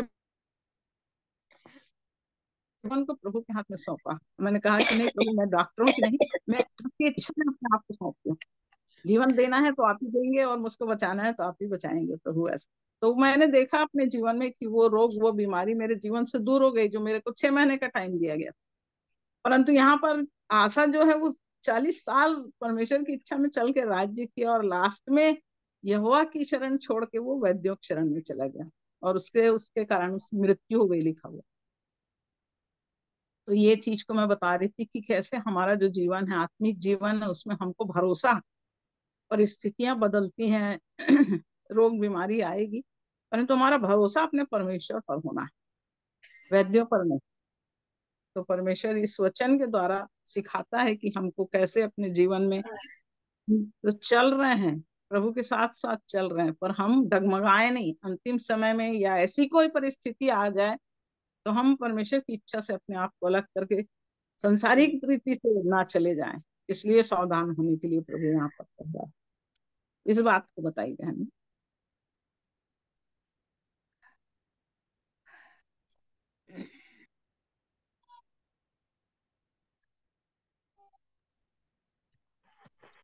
हाँ मैं धन्यवाद। भी, हाँ, हाँ मैं जो, हाँ इसी से पहले बता चुकी हूँ वैसे मैं, पर मेरे को याद आ गया जो बात दीदी बताई वो भी, और जो मैं सीखी थी वो बताना चाह रही थी कि आसा यहोवा की खोज किया और लोगों को भी बोला, 14 के 4 में है ना, खोज करें करके और उसकी व्यवस्था और आज्ञा को माने। और उसके बाद जो दीदी सब कुछ बताई 11 से कि सब यहोवा की दुहाई दिया सामर्थ्य है तू सब कुछ करके, और लिखा हुआ है उसी के 11 में कि हमारे परमेश्वर यहोवा हमारी सहायता कर, क्योंकि हमारा भरोसा तुझ ही पर है और तेरे नाम का भरोसा करके हम इस भीड़ के विरुद्ध आए हैं। हे यहोवा तू हमारा परमेश्वर है, मनुष्य तुझ पर प्रबल ना होने पाएगा। और इस प्रकार से उन लोग, इतने ज्यादा लोग रहते हैं और परमेश्वर पर विश्वास रख करके, भरोसा रख करके, उसकी खोज करके आशा आ, निकला रहता है, और कुछ ही लोग मारे जाते हैं, इतने ज्यादा रहते हैं वहां पर सेना। लेकिन लिखा है कि यह, क्योंकि वे यहोवा और उसकी सेना से हार गए। क्यों? क्योंकि उनके साथ परमेश्वर था, यहोवा था, और उन्होंने, और यहूदी बहुत सामान लूट ले गए। तो इस प्रकार से उसका भरोसा जो परमेश्वर की खोज करने के द्वारा और व्यवस्था आज्ञा मानने के द्वारा हुआ, और जो दीदी बताई कि अशेरा की लाठियां और सब मूर्ति उर्ति सब नाश कर दिया था। और फिर उसके 15 अध्याय में भी उसका बहुत अच्छा वो दिया है, और उसमें भी लिखा हुआ था कि 10 में 15 के 15वें वर्ष के तीसरे महीने में यरूशलेम में इकट्ठे हुए वो सारे लोग। और 12 में लिखा है उन्होंने वाचा बांधी कि हम पूरे मन और सारे जीव से अपने पूर्वजों के परमेश्वर यहोवा की खोज करेंगे। और सब लोग वही काम करते हैं, यहोवा की खोज जो न करेगा वो मार डाला जाएगा। और बहुत अच्छा बात उसके विषय में लिखा है। फिर 17 में भी लिखा है कि ऊंचे स्थान तो इसराइलों में से न ढाएगा, तो भी आशा का मन जीवन भर निष्कपट रहा। तो इस प्रकार से, और परमेश्वर के भवन में सबको सोना चांदी पहुंचा देता। और जब 16 है अध्याय, फिर से इस बात को, एक बात को मैं सीखी थी कि आशा के राज्य के 36वें वर्ष में, है ना, मतलब वो कितना साल काम के, दीदी बताई कि 39, तो उसके 36वें वर्ष में जब हुआ तो 35 लिखा, 19 के में से लिखा है राजा आशा के राज्य के 35वें वर्ष तक फिर लड़ाई न हुई। अब जब 36वां वर्ष उसके जीवन में आया तो वो डर गया। किस बात से? कि आशा के पास अराम का राजा बेनहदद वो जो आ रहा था लड़ाई करने के लिए, उस बात को सुन करके तो बादशाह से वो कुछ ये कर लेता, समझौता कर लेता है। और उसके बाद सुनकर बादशाह क्या करता है, रामा को दृढ़ करना छोड़ देता है और अपना काम बंद कर देता है। तो इस प्रकार से वो क्या करता है, अपना सोना चांदी, और बोलता है जैसे मेरे तेरे पिता के बीच में वैसे ही मेरे तेरे बीच भी वाचा बंधे रहे, देख मैं तेरे पास सोना चांदी भेजता हूँ, इसलिए आज इसराइल के राजा बादशाह के हाथ साथ ही अपनी वाचा को तोड़ दे ताकि वह मुझसे दूर हो। तो इसका भरोसा जो 36 साल पहले हुआ था परमेश्वर पर, वो टूट जाता है और ये मनुष्यों पर भरोसा रखने लग जाता है। और इसका वो कब पता चलता है? 7 में। उस समय हनानी दर्शी यहूदा के राजा आसा के पास जाकर कहने लगा, तूने जो अपने परमेश्वर यहोवा पर भरोसा नहीं रखा वरन अराम के राजा ही पर भरोसा रखा है, इस कारण अराम के राजा की सेना तेरे हाथ से बच गई है। अब उसको याद दिला रहा है कि तेरे साथ क्या हुआ था, तू याद कर। ये दर्शी याद दिला रहा है। क्या कुशियों और लूबियों की सेना बड़ी ना थी? और क्या उस समय बहुत से रथ और सवार ना थे? तो भी तूने यहोवा पर भरोसा रखा था, इस कारण उसने उनको तेरे हाथ में कर दिया। देख, यहोवा की दृष्टि सारी पृथ्वी पर इसलिए फिरती रहती है कि जिसका मन उसकी ओर निष्कपट रहता है, उसकी सहायता में वो अपने सामर्थ दिखाए। तूने यह काम मूर्खता से किया है, इसलिए अब से तू लड़ाइयों में फंसा रहेगा। अब जो आशा इतने वर्षों तक परमेश्वर यहोवा पर विश्वास करके चला, और इस लड़ाई में कूशियों की सेना हार गई और उन लोग बहुत सारा माल लूट के ले आए, सब कुछ अच्छा चला, 15 अध्याय तक बहुत अच्छा हुआ, इतने वर्षों तक उसका भरोसा था। तो वो इस बात को सीखी कि ऐसा होते होते कि ऐसा तो नहीं बीच में फिर हमारा मन, हमारा विश्वास, हमारा कई बार ऐसे हो जाता है कि अरे मेडिकल रिपोर्ट ऐसा है, अरे वो कौन सा अच्छा है, कौन सा डॉक्टर ठीक रहेगा, कौन सा किसको दिखाए, क्या करें, कई चीजों से फिर अपन कंपेयर करके खोजने लग जाते हैं। हमारा विश्वास और भरोसा ये परमेश्वर की ओर से हट जाता है। जिसने मुझको 30 साल पहले बचाया, क्या वो आज नहीं बचाएगा? अब मेरे जीवन में ऐसा हुआ है तो, लेकिन वो विश्वास योग्य नहीं रहा और उसने मनुष्यों पर भरोसा किया और अपने धन पे कि उसके द्वारा मैं ये काम कर लेता हूँ करके। फिर इसलिए बोल रहा है कि तू मूर्खता का काम किया ये। क्यों? क्योंकि तूने परमेश्वर यहोवा पर भरोसा नहीं रखा। साथ में स्पष्ट बता दे रहा है, और आराम के राजा ही पर भरोसा रखा है, ये अच्छा नहीं किया करके। अब उसके बाद फिर भी वो 10 में आशादर्शी पर क्रोधित हो गया, उसका जीवन और नीचे चला जा रहा है कि उस पे गुस्सा हो जाता है, जबकि वो परमेश्वर की ओर से बोलने वाले व्यक्ति रहते हैं, और उसे काठ में ठोकवा देता है। और उसकी ऐसी बात के कारण उस पर क्रोधित था। उस समय से आशा प्रजा के कुछ लोगों को पीसने भी लगा, इतना ज्यादा वो उसका टॉर्चर चालू हो गया था।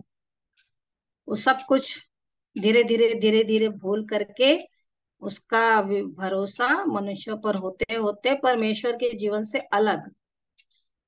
फिर इसीलिए 29वें वर्ष में, 39 होना चाहिए, 36 के बाद तो 39 आएगा, 39वें वर्ष में आशा को पांव का रोग हुआ। और जो बता रही थी, अब वो इतना बढ़ गया था तो अभी उसको याद ही नहीं था कि मेरे को परमेश्वर यहोवा की शरण लेनी चाहिए, जिसने मेरे को कूशियों की इतनी बड़ी सेना से बचाया था। उस समय ऐसा हुआ था। इसलिए ना, जो हमारे जीवन में लिखा है 103 में कि उसके किसी भी उपकार को नहीं भूलना, जो कुछ मेरे मन में उसके उसको धन्य कहते रहना। तो यदि अपन बैठ करके वो पिछली बातों को याद करके उसका धन्यवाद करते रहे कि क्या क्या उपकार उसने किए हैं, तो परमेश्वर पर विश्वास दृढ़ता से और भी बना रहेगा। लेकिन इसने नहीं किया, ये बात को मैं सीखी हूँ। और उसको जब रोग हुआ तो भी वो क्या किया, जाकर के वैद्यों का शरण लिया। उसको परमेश्वर यहोवा पर भरोसा ही नहीं था, और 41वें वर्ष में वो मर गया। तो वाकई में ऐसा होना ही नहीं चाहिए। जब हमारा भरोसा परमेश्वर पर है, विश्वास है, स्थितियां आएंगी, आती रहेंगी, जब तक प्रभु ना आए तब तक वो बनाता ही रहेगा हमें।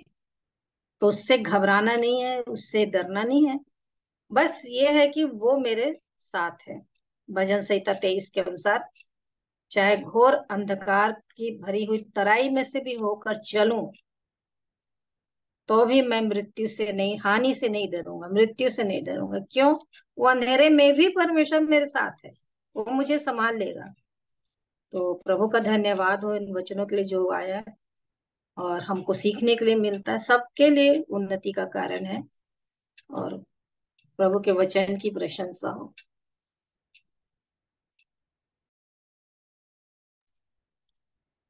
धन्यवाद सुंदर वचनों के लिए बेला आंटी, ज्योति आंटी को और ललित भैया को भी, कि सचमुच में हमें परमेश्वर के वचन पर ही भरोसा रखना चाहिए, न कि वैद्य और डॉक्टरों और दवाइयों पर। क्योंकि आशा भी जो है विश्वास किया, भरोसा किया और उसने परमेश्वर की ही दुहाई दी। तो आज हम सबके जीवन में भी ये अवसर है कि हमें भी अपने परमेश्वर की ही दुहाई देना चाहिए, उस पर भरोसा रखना चाहिए। अभी कुछ समय बचा है तो हम वचन के भाग में जाएंगे। और मैं मिस्टर आशीष नाग से अनुरोध करूंगी कि आज के वचन में वो अगुवाई करेंगे।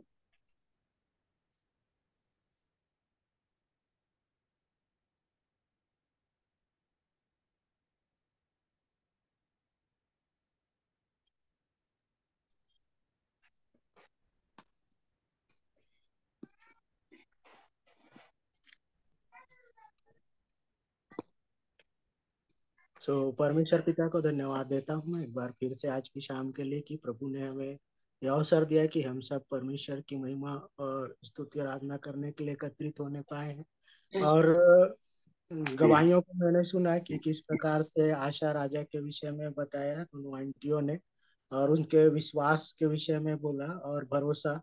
तो हम लोग देखेंगे परमेश्वर के वचन से, मेरे साथ निकाल लीजिए यूहन्ना की एक किताब, उसका 8वां अध्याय और 24 वचन। यूहन्ना 8 और उसका 24।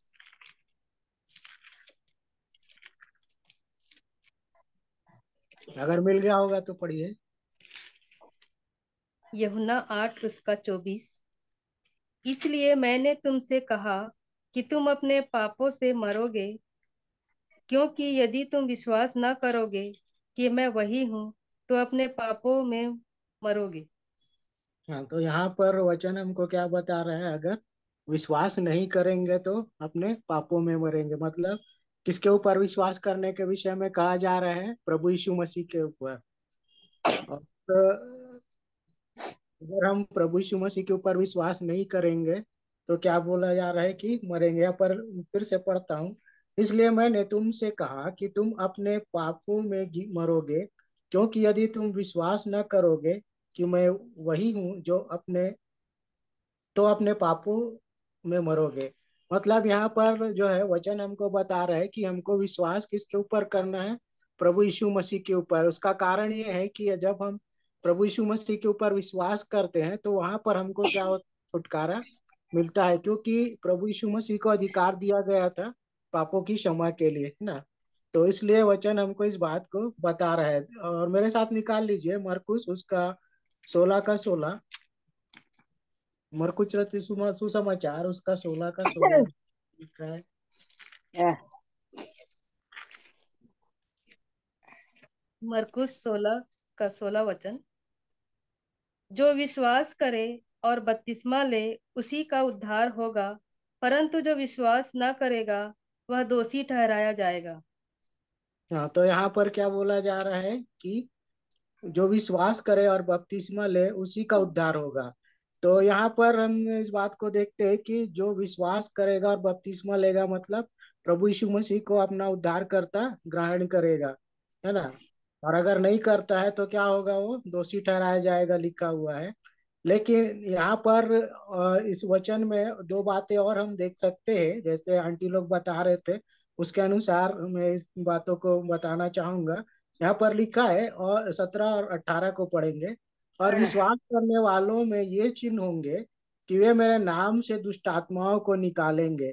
जैसे वो राजा आशा के विषय में बता रहे थे ना, कि वो फिर से पलटा नहीं, है ना, परमेश्वर की ओर ध्यान नहीं लगाया, भूल गया। तो अगर वो यह विश्वास करता कि वह फिर जाता तो सचमुच उसको फिर से क्या होता था? वो आशीष फिर से प्राप्त होता था। और यहाँ पर जो विश्वास करते उनके विषय में और भी यहाँ पर जो आशीष है वो लिखी हुई 18 में। नई नई भाषा बोलेंगे, सांपों को उठा लेंगे, और यदि वे नाशक वस्तु पी भी जाए तो भी उनकी कुछ हानि ना होगी। वे बीमारों पर हाथ रखेंगे और वे चंगे हो जाएंगे। मतलब जो विश्वास करता है ना पूरी रीति से, ऐसा नहीं कि मैं सिर्फ विश्वास कर रहा हूँ बोलने से नहीं होगा, लेकिन हमको पूरी रीति से विश्वास करना है, तभी हमारा ये जो है वो सफल होगा। अगर हम जैसे अगर हमको मिल गया, जैसे उदाहरण जो अभी आंटी लोगों ने बताया आशा राजा के विषय में, जब वो सब कुछ जो वेदियां थी, है ना, जो पराये देवी जो उन्हें हटा दिया, परमेश्वर की निकटता में गया, और जब वहां पर वो गया, प्रभु के समीप में गया, तब परमेश्वर पिता ने उसे बहुतायत की आशीष दी। लेकिन जब फिर गया तो क्या हुआ? वो रोगी हो गया। अगर वो नहीं फिरता तो ये जो बातें हैं ये उनके जीवन में हो सकती थी।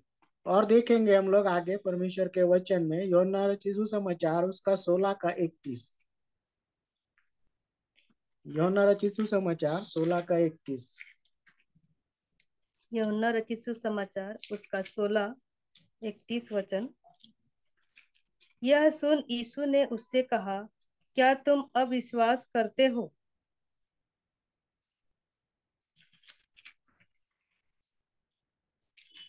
हाँ, क्या बोल रहा है कि क्या तुम विश्वास करते हो? प्रतीति करते हो। हाँ, प्रतीति लिखा हुआ है ना, मतलब विश्वास।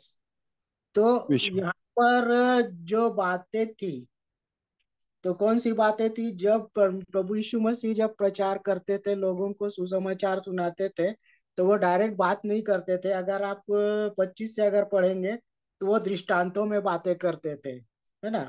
तो हम इस बात को देखते हैं कि यहाँ पर प्रभु यीशु मसीह क्या बोल रहा है प्रतीति करने के विषय में। मतलब जिन बातों को प्रभु बताता था उनके विषय में कह रहे हैं कि क्या तुम प्रतीति करते हो, मतलब विश्वास करना। और ये जरूरी है कि हमको क्या करना है, विश्वास करना है। और आगे देखेंगे पहला यूहन्ना की पत्री उसका 5 का 4। पहला यूहन्ना उसका 5वां अध्याय 4था वचन।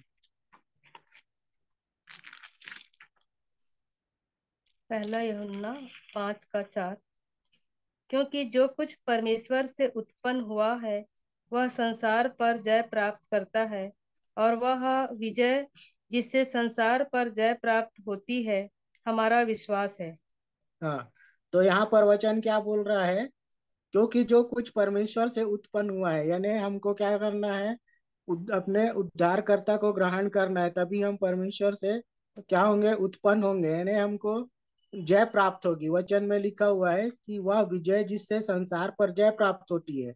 मतलब हमारा जब पाप और अपराध है उनको हम छोड़ देंगे, प्रभु यीशु मसीह पर विश्वास करेंगे, तभी हमको क्या होगा, जय प्राप्त होगी। और जब उससे क्या होगा, हमारा विश्वास क्या है, बढ़ेगा। और जब हमारा विश्वास बढ़ेगा तो हम क्या होंगे, प्रभु में स्थिर रहेंगे।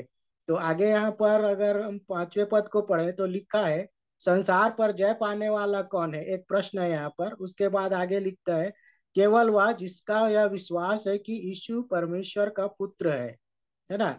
तो संसार पर जय कौन पाने वाला है, मैं और आप। तो हमारा विश्वास क्या होना चाहिए कि यीशु जो है परमेश्वर का पुत्र है ना। हमको इस बात कर विश्वास करना जरूरी है, क्योंकि मेरे और आपके उद्धार के लिए ही प्रभु पिता परमेश्वर ने हमारे उद्धारकर्ता प्रभु यीशु मसीह को इस दुनिया में भेजा, है ना। क्योंकि अगर हम यूहन्ना 3:16 को पढ़ते हैं तो निकाल लीजिए, यूहन्ना 3 और उसका 16। क्योंकि परमेश्वर ने जगत से ऐसा प्रेम हाँ, किया कि उसने अपना इकलौता पुत्र दे दिया, ताकि जो कोई इस पर विश्वास करे वो नाश ना हो परंतु अनंत जीवन पाए। तो यहाँ पर पिता ने क्या करने के लिए बोला कि पुत्र पर विश्वास करने के लिए बोला। हमको इस बात को ध्यान में रखना जरूरी है कि प्रभु यीशु मसीह जो है परमेश्वर का पुत्र है। और ये यूहन्ना रचित सुसमाचार का जो 3 का 16 वचन वो हमें इस बात को बताता है कि हमको उसके पुत्र पर विश्वास करना है। अगर जब हम विश्वास करेंगे तभी हमें अनंत जीवन मिलेगा। और जैसे हम सुन रहे थे जब गवाहियां को दी जा रही थी और आशा राजा के विषय में, तो वहां पर बताया जा रहा था भरोसा के विषय में। तो उसके लिए आप निकाल लीजिए भजन संहिता उसका 125 का 1। भजन संहिता किताब उसका 125 अध्याय और उसका 1 वचन।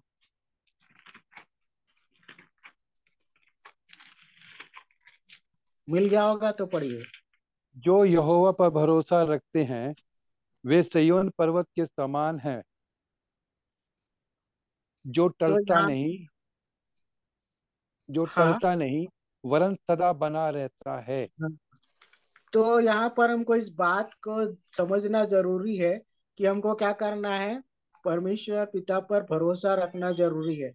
वचन कहता है जो परमेश्वर पर भरोसा रखता है वो किसके समान है, सिय्योन पर्वत। सिय्योन सिय्योन पर्वत। पर्वत के समान है जो कभी टलता नहीं, है ना। तो यहाँ पर हमको उस पर भरोसा रखना जरूरी है। और भरोसा कब होगा, हम जब उस पर विश्वास करेंगे, विश्वास के साथ भरोसा रखेंगे कि नहीं, प्रभु हमारे लिए सब कुछ कर सकता है। अगर हम उसके ऊपर भरोसा नहीं रखेंगे, विश्वास नहीं रखेंगे, तो हमारे लिए कुछ भी नहीं हो सकता। ठीक है, तो आगे हम लोग देखेंगे जो विश्वास है वो क्या है। इब्रानियों की पत्री उसका 11 का 1 पढ़िए। इब्रानियों की पत्री उसका 11 का 1।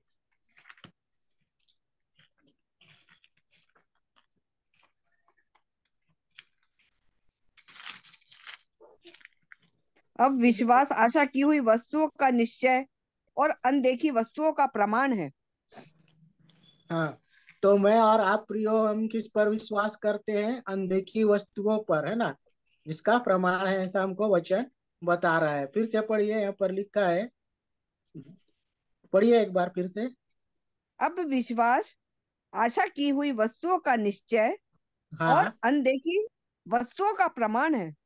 हाँ, क्योंकि हमने देखा नहीं है। अभी आप इस बात को समझ लीजिए कि जब प्रभु यीशु मसीह थे, लोग उनको क्या करते थे?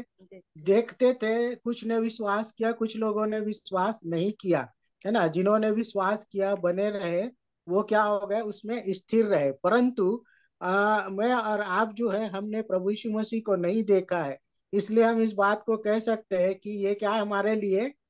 आशा की वस्तु का निश्चय, है ना। हम आशा रखते हैं किस पर? प्रभु यीशु मसीह पर। तो हम इस बात को हमें समझना चाहिए कि हम उनको देखे नहीं है। हमको क्या करना है? लेकिन इस बात की आशा है कि मैं और आप आज एक एक दिन जरूर हम उसे देखेंगे। तो आइए हम लोग आगे और देखेंगे। रोमियो की पत्री उसका 10 का 9 और 10 देखिए तो क्या बोलता है। रोमियो की पत्री 9 और 10।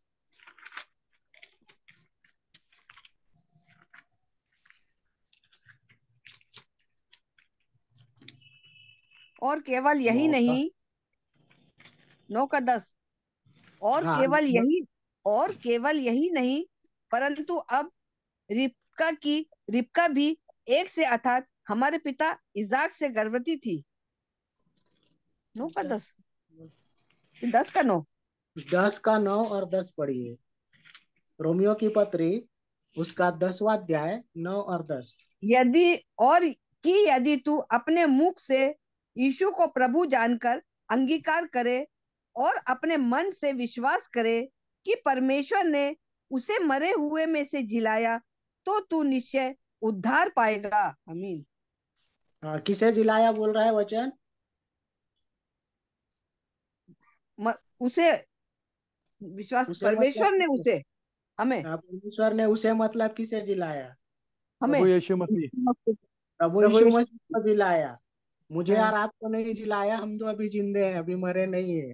तो प्रियो, यहाँ पर वचन इस बात को बता रहा है कि यदि तू अपने मुंह से यीशु को प्रभु जानकर अंगीकार करे, तो अपने मन से विश्वास कर कि परमेश्वर ने उसे मरे हुओं में से जिलाया, मतलब प्रभु यीशु मसीह को। ठीक अच्छा। है, आगे देखते हैं, यहाँ पर लिखा है। क्योंकि धार्मिकता हाँ, पर, क्योंकि धार्मिकता के लिए मन से विश्वास किया जाता है हाँ, और उद्धार के लिए मुंह से अंगीकार किया जाता है। तो यहाँ पर वचन क्या बोल रहा है? धार्मिकता के लिए मन से विश्वास करना है, मतलब पूरे मन से, और उसमें स्थिर रहना जरूरी है।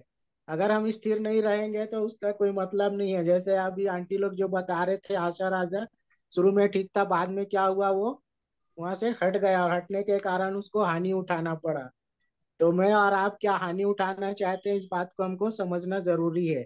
अगर हम सबों का उत्तर यही होगा कि हम हानि उठाना नहीं चाहते, प्रभु में बने रहना चाहते हैं ना। हाँ या नहीं? जी। जी। तो अगर बने रहना चाहते हैं तो हमको क्या करना पड़ेगा? विश्वास भी करना पड़ेगा और भरोसा भी रखना पड़ेगा और उसमें स्थिर रहना भी पड़ेगा। ठीक है, जी। आगे देखेंगे। इब्रानियों की पत्री उसका 11 का 6 पढ़िए तो। इब्रानियों की पत्री उसका 11 अध्याय उसका 6वां वचन। और विश्वास बिना उसे प्रसन्न करना अनहोना है, क्योंकि परमेश्वर के पास आने वाले को विश्वास करना चाहिए कि वह है, और अपने खोजने वालों को प्रतिफल देता है। हाँ, तो क्या मिलेगा यहाँ पर? प्रतिफल।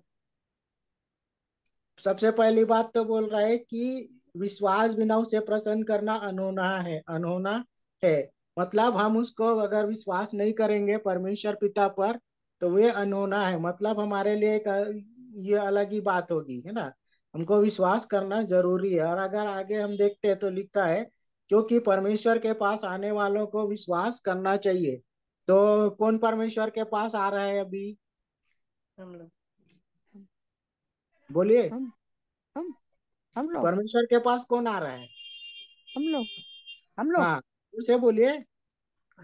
हम लोग हाँ, हम लोग मतलब जितने इस मीटिंग में जुड़े हुए हैं और जो लोग बाद में रिकॉर्डिंग को देखेंगे, वो सारे लोग। ठीक है। तो जी। हमको क्या करना है? विश्वास रखना जरूरी है। क्योंकि यहाँ पर अगर आप इस अध्याय को पढ़ते हैं, तो यहाँ पर विश्वास का बहुत ही अच्छा उदाहरण दिया गया है ना। बहुत सारी अद्भुत बातों को यहाँ पर दिया गया है। तो आगे हम लोग देखेंगे किस पर विश्वास करना चाहिए। उसमें मरकुस रचित सुसमाचार उसका 1 का 15 पढ़िए तो। मरकुस 1 का 15।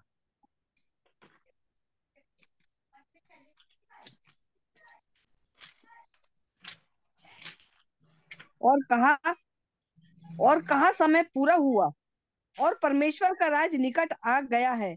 मन फिराओ और सुसमाचार पर विश्वास करो। हाँ, तो किस पर विश्वास करना है हमको बोल रहा है? सुसमाचार। सुसमाचार पर। क्यों करने के लिए बोला गया है? क्योंकि परमेश्वर का राज्य निकट आ गया है। बताइए क्यों करना चाहिए? परमेश्वर का राज निकट आ गया है। हाँ, क्योंकि अभी इन दिनों में जितनी भी बातें यहाँ पर हो रही, प्रचार हो रहा है, तो यहाँ पर क्या कहा जा रहा है कि परमेश्वर का राज्य निकट आ गया। और हमको इस बात पर विश्वास करना चाहिए, है ना। यहाँ पर चाहिए। क्या है? समय पूरा हुआ है। मतलब हम नहीं जानते हैं कि वो कब होगा, लेकिन हमको इस बात को जानना जरूरी है कि समय बहुत है। और परमेश्वर का जो राज्य है वो निकट आ गया। इसलिए वचन क्या कहता है कि मन फिराओ और सुसमाचार विश्वास करो। सुसमाचार पर। हाँ, सुसमाचार पर क्या करो बोल रहा है? विश्वास करो। विश्वास यदि करो। और आप मन नहीं फिराते हैं, विश्वास नहीं करते हैं, तो हमको हानि उठाना पड़ेगा। तो इसलिए हमको अब क्या करना है? समय निकट आ गया है ना। क्योंकि परमेश्वर का राज्य निकट आ गया है। मतलब हम अगर वचनों को देखें तो लिखा है द्वार ही पर है ना। तो हमको इस बात को समझना जरूरी है कि मुझे और आपको विश्वास में स्थिर रहना जरूरी है। तो आगे देखेंगे मरकुस रचित समाचार उसका 16 का 16।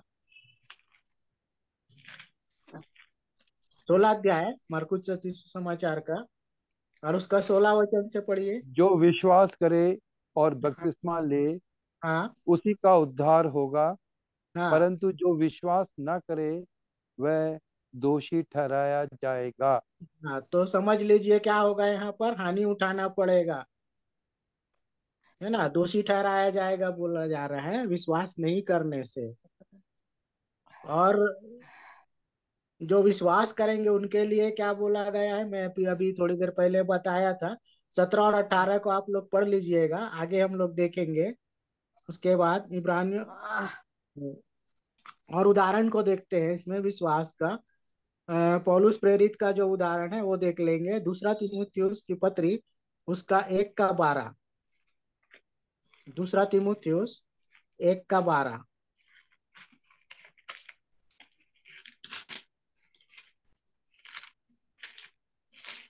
इस कारण मैं इन दुखों को भी उठाता हूँ, पर लज्जाता नहीं, क्योंकि मैं उसे जिसकी मैंने प्रतीति की है जानता हूँ, और मुझे निश्चय है कि वह मेरी।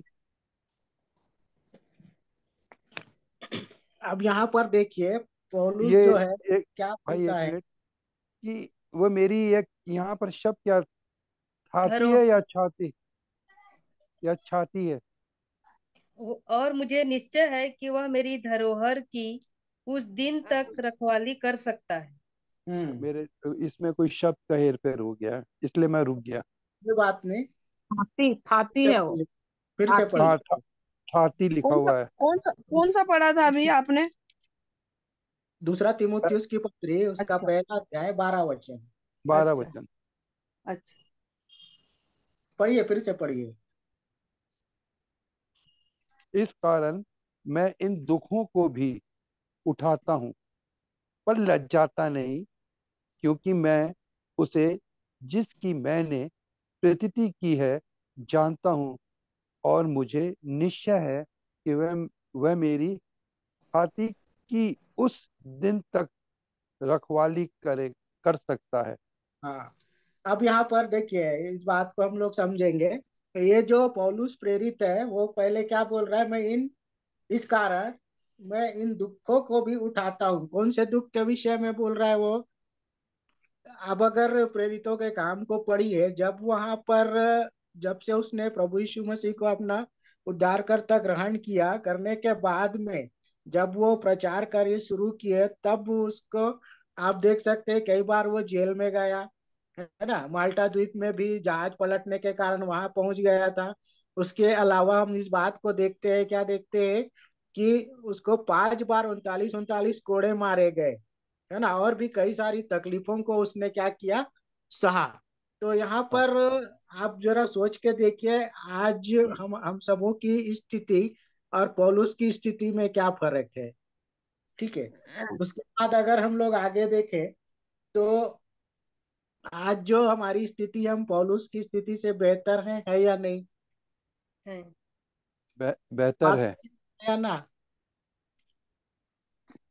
कैसे? अगर आप देखें तो आप जरा सोच के देखिए, अगर थोड़ा सा चोट लग जाए या कुछ हो जाए तो हमको कितनी तकलीफ होती है। लेकिन आप इस बात को सोचिए कि अगर 5 बार 39 39 कोड़े मारे जाएंगे तो क्या हम सह पाएंगे? नहीं। नहीं। नहीं सह पाएंगे, मर आया ना, जाएंगे। है ना। हो सकता हम्म। है कई लोग अधमरे कंडीशन में हो जाएंगे, कई मर जाएंगे, या और भी मतलब दयनीय परिस्थिति हो सकती। लेकिन इन सब के बावजूद आप पौलुस के जीवन को देख सकते हैं कि वो स्थिर रहा। तो आगे कैसे रहा वो देखते हैं अपन इसमें। तो क्या बोलता है, क्योंकि मैं उसे जिसकी मैंने प्रतीति की है जानता हूँ। मतलब प्रभु यीशु मसीह के विषय में कह रहा है कि मैंने जब उसको विश्वास किया तो क्या हो गया, जान गया। तो हमको जब जान गए हैं कि प्रभु यीशु मसीह हमारा उद्धार करता है, तो हमको क्या करना चाहिए? विश्वास करना विश्वास करना चाहिए। हाँ, और विश्वास करने के साथ में क्या करना चाहिए? चाहिए, स्थिर रहना। उसके दो मार्ग बात, पर चलना चाहिए। एक तो उसमें स्थिर रहना चाहिए, है ना। जी और हाँ, उसमें क्या करना चाहिए? बने रहे। बने रहना चाहिए। बने अगर रहना आप चाहिए। रहेंगे और बने रहेंगे तभी ये आशीषें हमारे जीवन में होंगी। जी ठीक है। तो जी। आगे देखेंगे, उसका 16 वचन क्या बोलता है।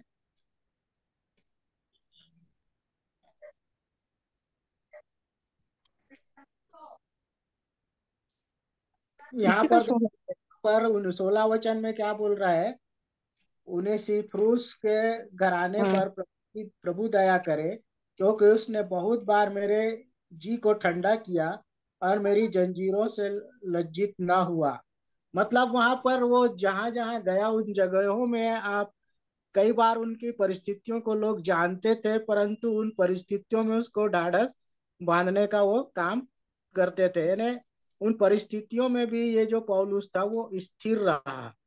ठीक है। और देखेंगे परमेश्वर के वचन से मत्ती रचित सुसमाचार उसका 16 का 16 देखिए तो क्या लिखा है। मत्ती उसका 16 का 16।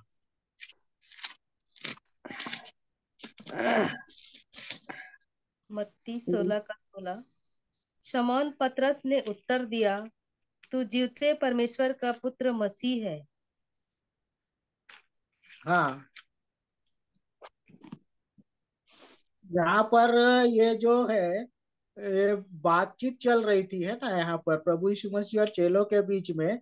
तब यहाँ पर ये जो पतरस है वो क्या बोल रहा है कि क्या है, तू बोल रहा है परमेश्वर का पुत्र है ना। मतलब वहां पर वो एक क्या कर रहा मसीह है, उसको बता दिया कि तू कौन है, परमेश्वर का पुत्र है। तो यहाँ पर प्रभु यीशु मसीह क्या बोल रहा है, यीशु ने उसको उत्तर दिया कि हे समोन योना के पुत्र, तू धन्य है, क्योंकि मांस और लहू ने नहीं परंतु मेरे पिता ने जो स्वर्ग में है यह बात तुझ पर प्रकट की है। अगर प्रभु यीशु मसीह जो है परमेश्वर का पुत्र है करके पिता परमेश्वर जो है ये जो समोन पतरस के ऊपर अगर प्रकट नहीं करता तो वो क्या बोल पाता था? नहीं। नहीं बोल पाता। हाँ, तो यहाँ पर प्रकट कर दिया है ना, तो क्यों हुआ? विश्वास के कारण उसने बोला, है ना, उसको विश्वास हो गया था। और देखेंगे लूका रचित सुसमाचार उसका 13 का 3, देखिए क्या लिखा है। लूका उसका 13 अध्याय और 3 वचन। और मैं तुमसे कहता हूँ कि नहीं, परंतु यदि तुम मन न फिराओगे तो तुम सब भी इसी रीति से नष्ट होगे। हाँ, तो क्या बोल रहा है? यदि तुम मन ना फिराओगे तो क्या करना चाहिए हमको? तुम भी इसी रीति से नष्ट होगे। मन फिराना चाहिए, हाँ, मन फिराना चाहिए और क्या करना चाहिए? प्रभु यीशु मसीह पर विश्वास करना चाहिए। हाँ, विश्वास करना चाहिए। इसलिए वचन क्या बोलता है? हमको मन फिराना जरूरी चाहिए। है ना। मन अगर नहीं फिराएंगे, विश्वास नहीं करेंगे तो क्या होगा? नष्ट होंगे। हम सब नष्ट हो जाएंगे। हाँ, कालेब के विषय में देखते हैं एक उदाहरण। क्या बोलता है? गिनती की किताब उसका 13 अध्याय और 30 वचन। देखिए तो क्या लिखा है। गिनती 13 अध्याय 30 वचन। पर कालेब ने मूसा के सामने प्रजा के लोगों को चुप कराने के विचार से कहा, हम अभी चढ़ के उस देश को अपना कर लें, क्योंकि निसंदेह हम में ऐसा करने की शक्ति है। हाँ, मतलब उसको एक क्या था? विश्वास था कालेब को, है ना। हम सब जानते हैं, अगर उसमें आप पढ़ेंगे तो पूरा उसका वर्णन हमें मिल जाएगा कि ये जो लड़ाई के विषय में बातें वहां पर हो रही है, तो यहाँ पर कालेब बोल रहा है कि हम क्या करेंगे, अगर जाएंगे वहां पर तो जरूर हम क्या करेंगे, जीत जाएंगे। ठीक है। अगर हम प्रभु यीशु में बने रहेंगे तो ये जो संसारिक जो ये है अभिलाषाएं, तमाम प्रकार की जो बुराइयां हैं, हम उसके ऊपर क्या कर सकते हैं? विजय पा सकते हैं ना, संसार पर जय प्राप्त कर सकते हैं। अगर हम उसमें जय प्राप्त करेंगे और विश्वास में बने रहेंगे तो प्रभु हमारी सहायता करेंगे। आगे हम लोग देखेंगे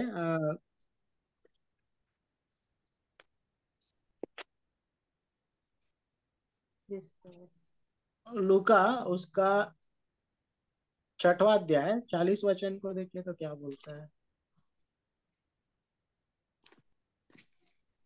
लूका रचित सुसमाचार 6वां अध्याय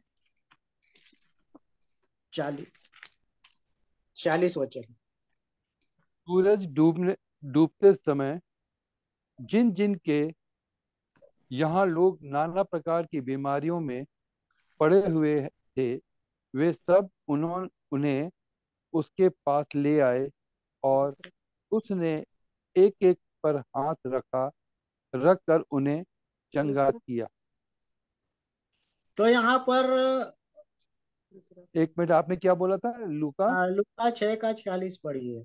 सॉरी मैंने गलत पढ़ा। जब तुम मेरा कहना नहीं मानते तो क्यों मुझे हे प्रभु कहते हो? हाँ, तो यहाँ पर क्या बोल रहा है? जब हम विश्वास करते हैं परमेश्वर पुत्र पर, यानी हमारे उद्धारकर्ता प्रभु यीशु मसीह पर, तो हमको क्या करना चाहिए? विश्वास। पढ़िए। जी नहीं, विश्वास तो ठीक है, आप फिर से पढ़िए इस 40 पद को। जब लूका रचित सुसमाचार उसका 6वां अध्याय उसका 40 पद फिर से पढ़िए। जब तुम मेरा कहना नहीं मानते तो क्यों मुझे हे प्रभु कहते हो? हाँ, तो क्या करने के विषय में बोल रहा है? कहना मानने के विषय में, आज्ञा मानने के विषय में। हाँ, जो परमेश्वर का वचन हमें बताता है, जो प्रभु यीशु मसीह हमको बता रहे हैं, मतलब यहाँ पर वचन के अनुसार चलने के विषय में कहा गया है ना। जब हम जी हाँ। कहा गया है कि इन कामों को नहीं करना है, तो हमको क्या करना चाहिए? करना चाहिए या नहीं करना चाहिए? नहीं करना चाहिए। आप देख लीजिए उदाहरण, मैं बता दूं आपको। आदर आदम और हवा की, हवा ने क्या किया? बोलिए। हवा ने आज्ञा नहीं मानी। हाँ, तो क्या हुआ? पाप में गिर गए। पाप में गिरे, उसका परिणाम भी मिला है ना। तो यहाँ पर प्रणाम। इसलिए ये क्या बोल रहा है वचन हमको, कि जब तुम मेरा कहना नहीं मानते तो क्यों मुझे हे प्रभु कहते हो? तो इसलिए अगर हम उनकी बातों को नहीं सुनते तो हमको इस बात का अधिकार नहीं है कि हम उसको हे प्रभु कहें या अपना प्रभु कहें। ये मैं नहीं कह रहा हूँ, वचन हमें बता रहा है, यहाँ पर लिखा है जब तुम मेरा कहना नहीं मानते, जब हम उनकी बातों को नहीं सुनते हैं, नहीं मानते हैं, तो हमको कहा जा रहा है तो क्यों मुझे हे प्रभु कहते हो? तो इस कौन बात को सा वर्ष हमको पढ़ रहे हैं? कौन सी आयत पढ़ा आपने? लूका 6? 6 का 46 लिखता है। यहाँ 46, लिखा हुआ 46, 46। 40। सॉरी, ठीक। 46। हाँ, हाँ, ठीक है, ठीक। ठीक है। हाँ। जी। आप देखिए आगे 47 को भी पढ़ लेते हैं। जो कोई जो मेरे कोई मेरे पास आता है और मेरी बातें सुनकर उन्हें मानता है, मैं तुम्हें बताता हूँ वह किसके समान है। ठीक है, तो यहाँ पर किसके समान है बताया गया है। आगे देखते हैं इसी वचन में। वह उस मनुष्य के समान है जिसने घर बनाते समय भूमि गहरी खोद कर चट्टान पर न्यो डाली। मतलब मैं और आप इस बात को जानते हैं, है ना। हमने सुना भी होगा गाना कि चट्टान पर बुद्धिमान ने बनाया अपना घर। बनाया अपना घर। सही है। जी हाँ। जी। तो यहाँ पर वही वचनों को लिखा हुआ है और बता रहे हैं, यहाँ पर समझाने के लिए वचन कह रहे हैं, प्रभु कह रहे हैं कि वह उस मनुष्य के समान है जिसने घर बनाते समय भूमि पर गहरी खोदकर चट्टान पर नींव डाली, और जब बाढ़ आई तो धारा उस घर पर लगी, परंतु उसे हिला न सकी क्योंकि वह पक्का बना था। तो हमारा घर कैसा बनना चाहिए? पक्का चट्टान पर। चट्टान पर बनना चाहिए, है ना। हमारा जो मेन बेस है वो कौन है? चट्टान। प्रभु यीशु मसीह। प्रभु हाँ, यीशु मसीह। हमारा जो बेस है वो कौन है? प्रभु यीशु यीशु मसीह है। तो हमारा घर उस पर बनना चाहिए। अगर हमारा घर हम्म। उसमें बने रहेगा तो क्या होगा? स्थिर रहें। आंधी आएगी, तूफान आएगी, उसे हिला नहीं सकेगी। हाँ, स्थिर रहेगी। तो हमको उसके लिए क्या करना पड़ेगा? विश्वास। क्या उसमें करना बने पड़ेगा? रहना पड़े उसमें बने रहना पड़ेगा और उस पर विश्वास करना पड़ेगा। विश्वास करना पड़ेगा, है ना। जी हाँ। अगर हम विश्वास नहीं करेंगे तो क्या होगा? आगे पढ़ लीजिए इसमें 49 वचन, लूका परंतु जो सुन 49 परंतु पढ़िए। जो सुनकर नहीं मानता वे उस मनुष्य के समान है जिसने मिट्टी पर बिना नींव का घर बनाया। जब उस पर धारा लगी तो वह तुरंत गिर पड़ा और हाँ, गिरकर उसका सत्यानाश हो गया। तो क्या करना चाहिए मुझे और आपको? हाँ, मैं मिट्टी पर प्रभु घर नहीं यीशु को। बनाना। विश्व हमारा जो नींव है वो प्रभु यीशु हम्म, मसीह है ना। जो हाँ। नींव है ना, तो हमको उस पर बने रहना, और हमारा घर भी वहां पर ही बनाना है। हमको उस पर विश्वास करना है, भरोसा रखना है। अगर हम ऐसा नहीं करेंगे तो आप ये जो 49 पद में लिखा हुआ है, लूका रचित सुसमाचार उसका 6वां अध्याय 49 में, तो वैसी दशा हमारी हो जाएगी। हम क्या हो जाएंगे? सत्यानाश। गिर गिर पड़ेंगे, जाएंगे। सत्यानाश हो जाएंगे। सत्यानाश होंगे। तो मैं और आप क्या सत्यानाश होना चाहते हैं या नहीं? या सत्यानाश नहीं। हमको होना नहीं चाहते, नहीं नहीं होना चाहिए? चाहते। क्या करना पड़ेगा? अपने जीवित इ- परमेश्वर पर भरोसा रख के उसके संग चलना पड़ेगा। उसी पर स्थिर रहना विश्वास है। करना पड़ेगा कि प्रभु यीशु मसीह क्या है? कौन है? हमारा परमेश्वर का पुत्र है। हाँ। ये किसने कहा था? अभी तो पढ़े, बताइए ना। पतरस। पतरस में, हाँ। तू समून जीवते पतरस ने परमेश्वर कहा था ना। तू जीवते परमेश्वर का पुत्र मसीह है। ये तुझे पिता परमेश्वर ने, तेरे प्रभु की आत्मा ने तुझे बतलाया। हाँ, ठीक है। सो मैं आशा करता हूँ कि आज की इन वचनों के द्वारा प्रभु आप सबों को आशीषित किए होंगे। आप सबों को धन्यवाद। जय मसीह की। जय मसीह की भाई। जय मसीह की।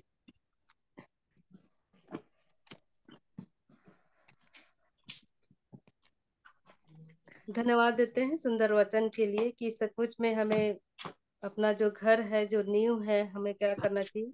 प्रभु यीशु मसीह के ऊपर विश्वास करना चाहिए और उसमें स्थिर रहना चाहिए, उसमें बने रहना चाहिए। तभी जो है हम क्या है, बने रहेंगे। और हम जो है कभी गिरेंगे नहीं, सत्यानाश भी नहीं होंगे। तो अद्भुत वचनों के लिए मैं परमेश्वर पिता का धन्यवाद देती हूँ। और यदि कोई आप में से कोई प्रार्थना करना चाहते हैं, अंतिम प्रार्थना, तो अभी अवसर है।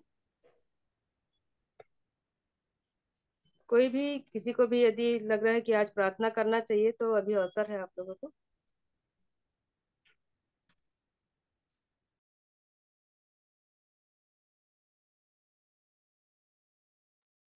आइए हम प्रार्थना करें।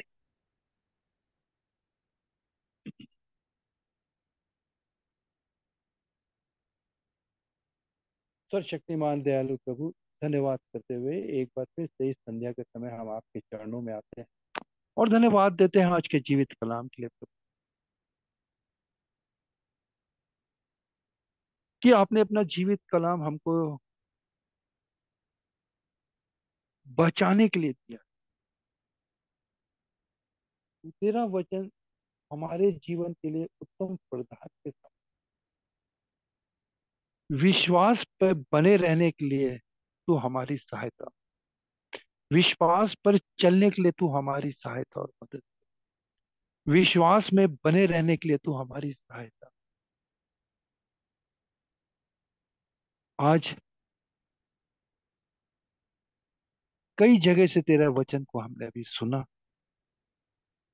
कि बुद्धिमान ने अपना मकान चट्टान पर बनाया, हमारा विश्वास तुझ पर है। हमारी नींव तेरे पर बनी हुई, उस चट्टान पर बनी है जिसने आसमां को छोड़ के अपना सिंहासन इस पृथ्वी पर बनाया। उसके लिए हम तेरा धन्यवाद देते हैं। हमें अपने वचन में बने रहने के लिए तू हमारी सहायता। भाई को आपने अपने वचन से हमें सिखाने के लिए बहुत गहरी बातें बताई, चाहे वो गिनती से हो, चाहे लूका से हो, चाहे मत्ती से हो, चाहे वो मरकुस से हो, चाहे थिस्सलुनियों से हो, दूसरा तिमुथियुस से हो, इब्रानी से हो। एक ही बात पर जगह है कि हमारा विश्वास कहाँ पर, हम कहाँ खड़े हैं इस पृथ्वी पर, हम कहाँ खड़े हैं। सच में तो वो परमेश्वर है जिसने अपना सिंहासन छोड़ा, हमारे बीच में आ उतरा ताकि मनुष्य जाति बचाए जाए। जैसे पौलुस के बारे में अभी हमने सुना तेरे दास के द्वारा कि उसने नाना प्रकार की यातनाएं सही, 39 39 कोड़े 2 बार। सच में प्रभु, आज हम उस जगह पर हैं प्रभु जहां हम पर ना सताव है ना कुछ है। हम अपने घरों में रह के प्रभु जी तेरे वचन पर मनन करते हैं, हम आनंदित रहते हैं। परंतु उस समय प्रभु जी, चाहे प्रभु तेरे लोगों को, तेरे दासों को नाना प्रकार की यातनाएं सहनी पड़ी, परंतु तेरे वचन प्रभु जी हमें शिक्षा और चेतावनी के लिए बार बार बोलता है कि वचन पर बने रहो, वचन पर चलो, क्योंकि समय निकट है। बहुत कम समय हम मनुष्य के जीवन के लिए, पलक झपकते ही आ सकता है हमारा जीवित परमेश्वर। वो आज अपने बेटे और बेटियों को तलाश रहा है। मेरे बच्चे, मेरे बेटे, मेरी बेटी, मेरी ओर फिरो। तो ये इसलिए प्रभु आज भी हम मनुष्यों का इंतजार करता है। तेरा वचन कहता है प्रभु जी, जो कोई इस पर विश्वास करता है वो नाश नहीं परंतु अनंत जीवन पाता है। आज हम अनंत जीवन के भागीदारी बनना चाहते हैं। हमारे जीवन को आप बढ़ाए अपने वचन से प्रभु, हमें आप तृप्त करें, क्योंकि तेरा वचन भेदों से भरा है।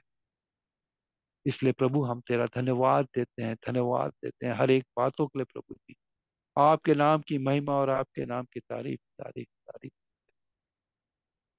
विशेष करके अमन भाई और उनके परिवार को भी धन्यवाद देते हैं कि प्रभु वो अपना समय निकाल के प्रभु जी हमें एक एक मन होके जोड़ते हैं, ताकि हम अलग अलग शहरों से बैठे हुए हैं प्रभु, हम देखते हैं कि हम एक साथ मिलकर तेरी से प्रार्थना और विनती करते हैं, तेरा वचन सुनते हैं, तेरी ओर निहारते हैं।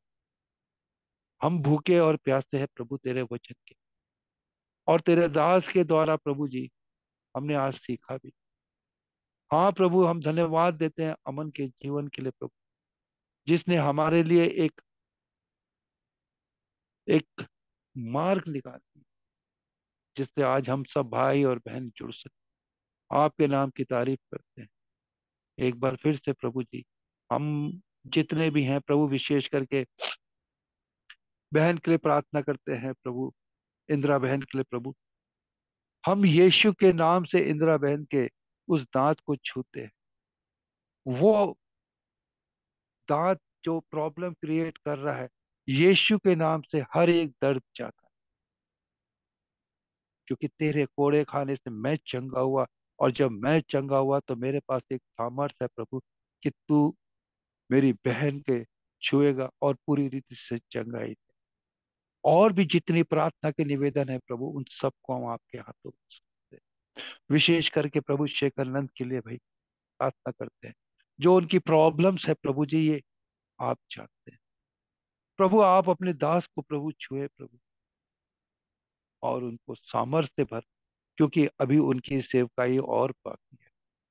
बीते दिनों में हमने देखा तेरे दास बैठ के तेरा वचन सुना। वो दास प्रभु जिसने प्रभु हजारों को तेरे वचन सुनाए, लाखों को तेरे उद्धार का मार्ग दिखाया। इसलिए प्रभु तेरे दास की चंगाई की मांग। और भी जितनी प्रार्थना हम भाई और बहनों के द्वारा हम तक पहुंचाई जाती है या हमें दी जाती है, उन सबको आपके चरणों में रखते हैं। विशेष करके हम जितने भी हैं इस समय, हर एक को प्रभु आपके हाथों में सौंप देते हैं प्रभु, नाम बनाम लेके आपके हाथ में सौंपते हैं। जितने भी लोग इकट्ठा है प्रभु जी, 16 मेंबर्स प्रभु जो इस समय हमारे बीच में है प्रभु जी, हर एक को प्रभु हम आपके हाथ में सौंपते हैं। हर एक की आत्मिक उन्नति के लिए प्रभु हम आपके हाथों में सौंपते हैं। हर एक के जीवन में हर एक कमी घटी को पूरा करने में हर एक की आप सहायता मदद करें। हर एक को वचन पर चलने में तू उनको सामर्थ्य दे, वचन के अनुसार वो अपने जीवन को बिताए प्रभु, क्योंकि प्रभु तेरा वचन कहता है समय निकट, हमें अपने जीवन को तैयार। एक बार फिर से हर एक को प्रभु आपके हाथ में सौंप। हर एक बात के लिए आपका धन्यवाद। आपके नाम की महिमा और आपके नाम की तारीफ करते हुए अपने उद्धारकर्ता यीशु के मीठे और पवित्र नाम से मांगते हैं, आमीन। आमीन आमीन आमीन। आमीन। धन्यवाद सुंदर प्रार्थना के लिए, और आप सबका भी धन्यवाद जो अंत तक जुड़े रहे। और आगे का समय मैं भाई अमन को देती हूँ, यदि वो उपस्थित हैं तो सूचना दे देंगे। थैंक यू दीदी। सभी को शालोम। और अभी सिर्फ सोचना यही है कि कल हम फिर मिलेंगे शाम 7 बजे प्रार्थना के साथ, और 7:30 संगति का समय रहेगा। सभी आमंत्रित हैं। आशीष भैया को और सुनीता दीदी को धन्यवाद, और सभी जनों को जुड़ने के लिए धन्यवाद। Shalom, good night. Good night, shalom. Shalom Good night. Shalom. Good night.